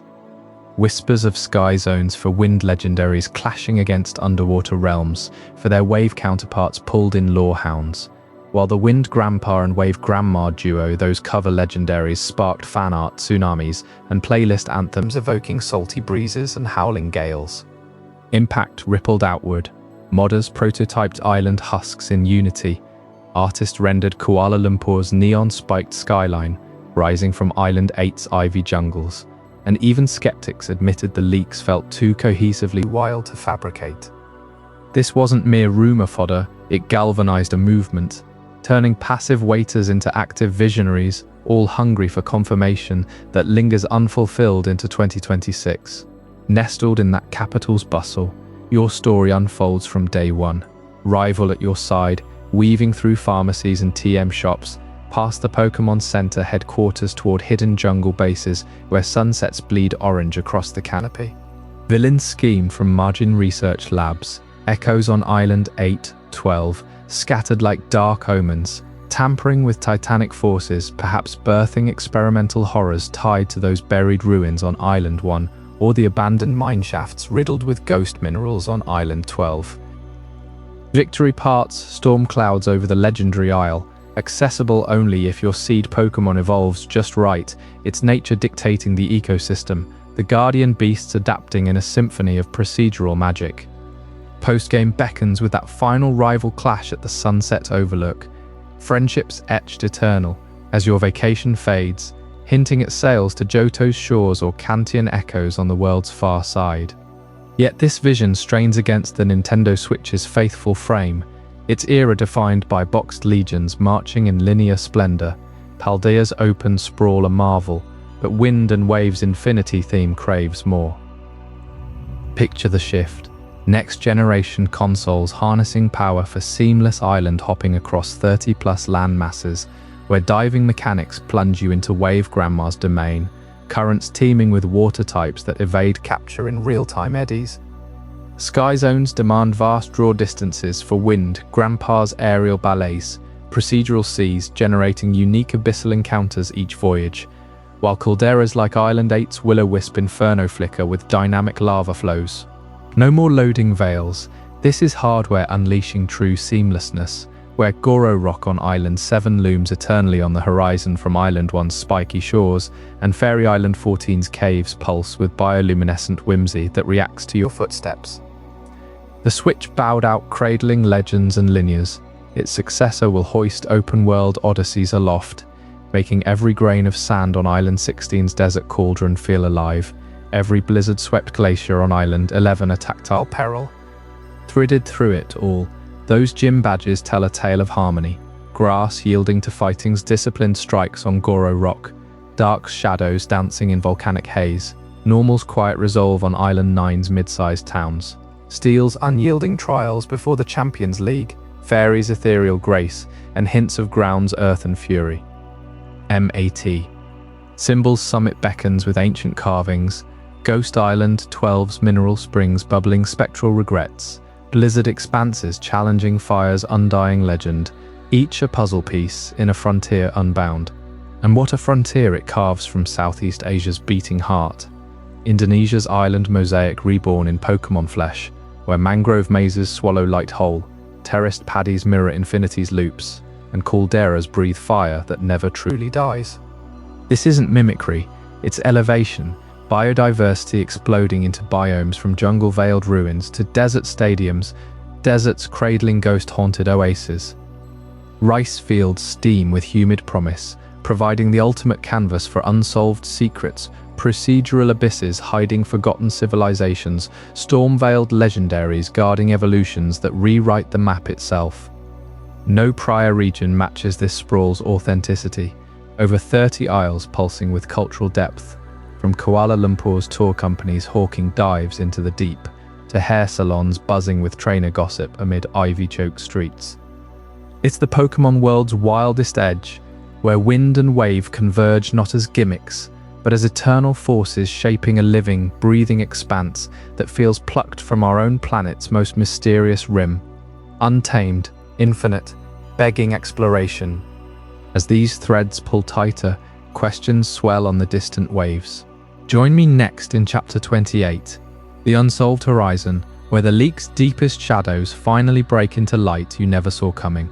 As those whispers of next-generation hardware fade into the vast digital seas we've explored, our journey across the archipelago draws us upward to the jagged spine of Island 1, where amped symbol pierces the sky like a forgotten obelisk etched with runes no one's deciphered. You stand at its base amid the terraced rice fields, the air thick with the scent of wet earth and blooming orchids, woobat fluttering overhead in the dim tunnel mouths nearby. The path winds relentlessly, past spiky rocks that snag at your clothes, and the shadowed maw of buried ruins, where echoes hint at civilizations swallowed by time. Higher you climb, the mangrove forests giving way to sheer cliffs lashed by trade winds, each step pulling you from the humid lowlands into a realm of thinning air and endless blue. Symbol isn't just a peak, it's the region's unspoken sentinel, its slopes dotted with symbols that mirror those on ancient SEA temple walls, swirling motifs of infinity loops and crashing waves, glowing faintly at dusk as if charged by the very legendaries they invoke. You've battled the grass gym leader below, felt the swamp's pull, but the true summit demands more. A trial of endurance, perhaps a hidden Pokémon that guards the final ascent, its cry harmonizing with the gusts. And there, at the highest point, what remains hidden pulls at you like an undertow. The leaks tease a vista unobscured, no fog-shrouded crater or procedural abyss, but a plateau ringed by standing stones, where the horizon stretches to every island we've wandered. Yet the center stays veiled, a shimmering barrier. Whispers say that parts only for those who've attuned their seed Pokémon to the winds. Gaze down, and you see Kuala Lumpur's lights twinkling like fireflies, the neon abyss pulsing far below, Ghost Island's ethereal glow on the edge of sight. But upward, the clouds part just enough to reveal nothing, or everything. A void that hums with potential, where the infinity theme etched into the mountain's face suggests portals to uncharted skies, or perhaps a glimpse of the multi-region sprawl, the other side of the world, Johto's silhouettes or Kanto's peaks bleeding into view. This unsolved pinnacle lingers in every leaker's sketch, a deliberate blank space amid the meticulously mapped archipelago. Is it the perch where Wind Grandpa first carved his gales into stone? Or the spot where Wave Grandma's tides once crested impossibly high, leaving salt-crusted altars? The leaks don't say, and that's the genius. No hand-holding reveal, just the promise of discovery tailored to your playthrough. Procedural winds shifting to unveil ruins or nests that rewrite your canon. From this height, the enduring mystery of Grandpa and Grandma sharpens into focus. Their titles evoking ancient sea folklore of sky fathers and sea mothers who birthed the archipelago from chaos. Wind Grandpa, they call him, gaunt, ethereal, his form a vortex of feathers and tempests, eyes like distant storms brewing over rice paddies. Wave Grandma mirrors him in fluidity, her silhouette a cascade of bioluminescent foam, tendrils reaching from the numbered oceans to cradle islands in her palm. But true forms? The leaks hint at shapeshifters, guardians who adapt like the legendary island itself.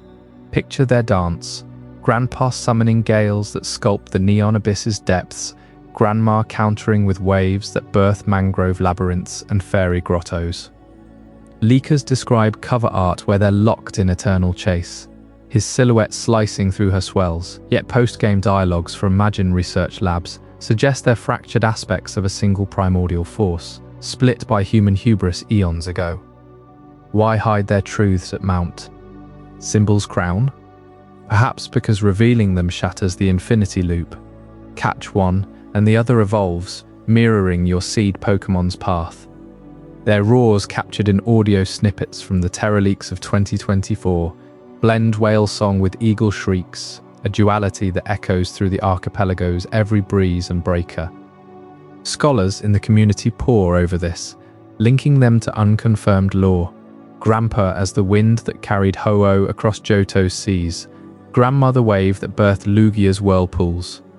True forms might manifest as titans, colossal avian serpents with scales of cloud and cresting foam, or diminutive sprites dwelling in the mountain's hidden springs, testing trainers with riddles in forgotten tongues.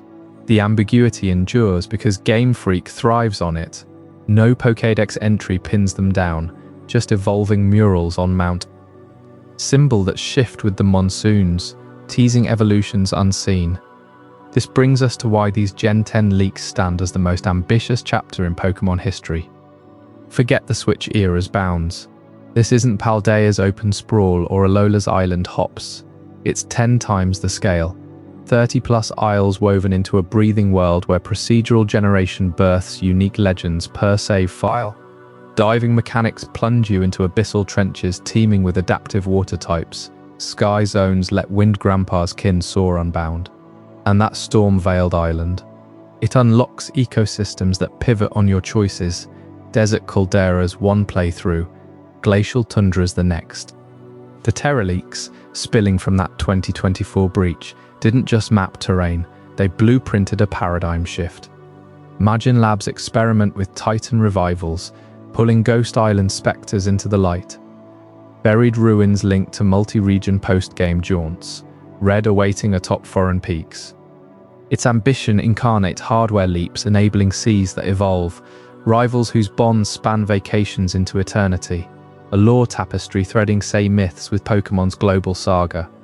No prior gen dared this, Infinity not as gimmick, but as core philosophy, where every horizon hides a player's personal mythos. Yet Mount Symbol's summit withholds its secrets still. Grandpa and Grandma's forms a riddle etched in wind and wave. You've climbed with me through rice fields and ruins, felt the caldera's heat, jeweled in jungle bases under starlit skies. The archipelago calls you back, its unsolved peaks whispering of returns, of hardware that one day makes this real. Drift now on those currents, the horizon forever just beyond reach. What did you think of this journey? I'd love to hear your thoughts in the comments below. If this changed your perspective or taught you something new, consider subscribing for more mind-expanding content. And if you know someone who would find this as fascinating as you did, share it with them. These are the kind of conversations that matter.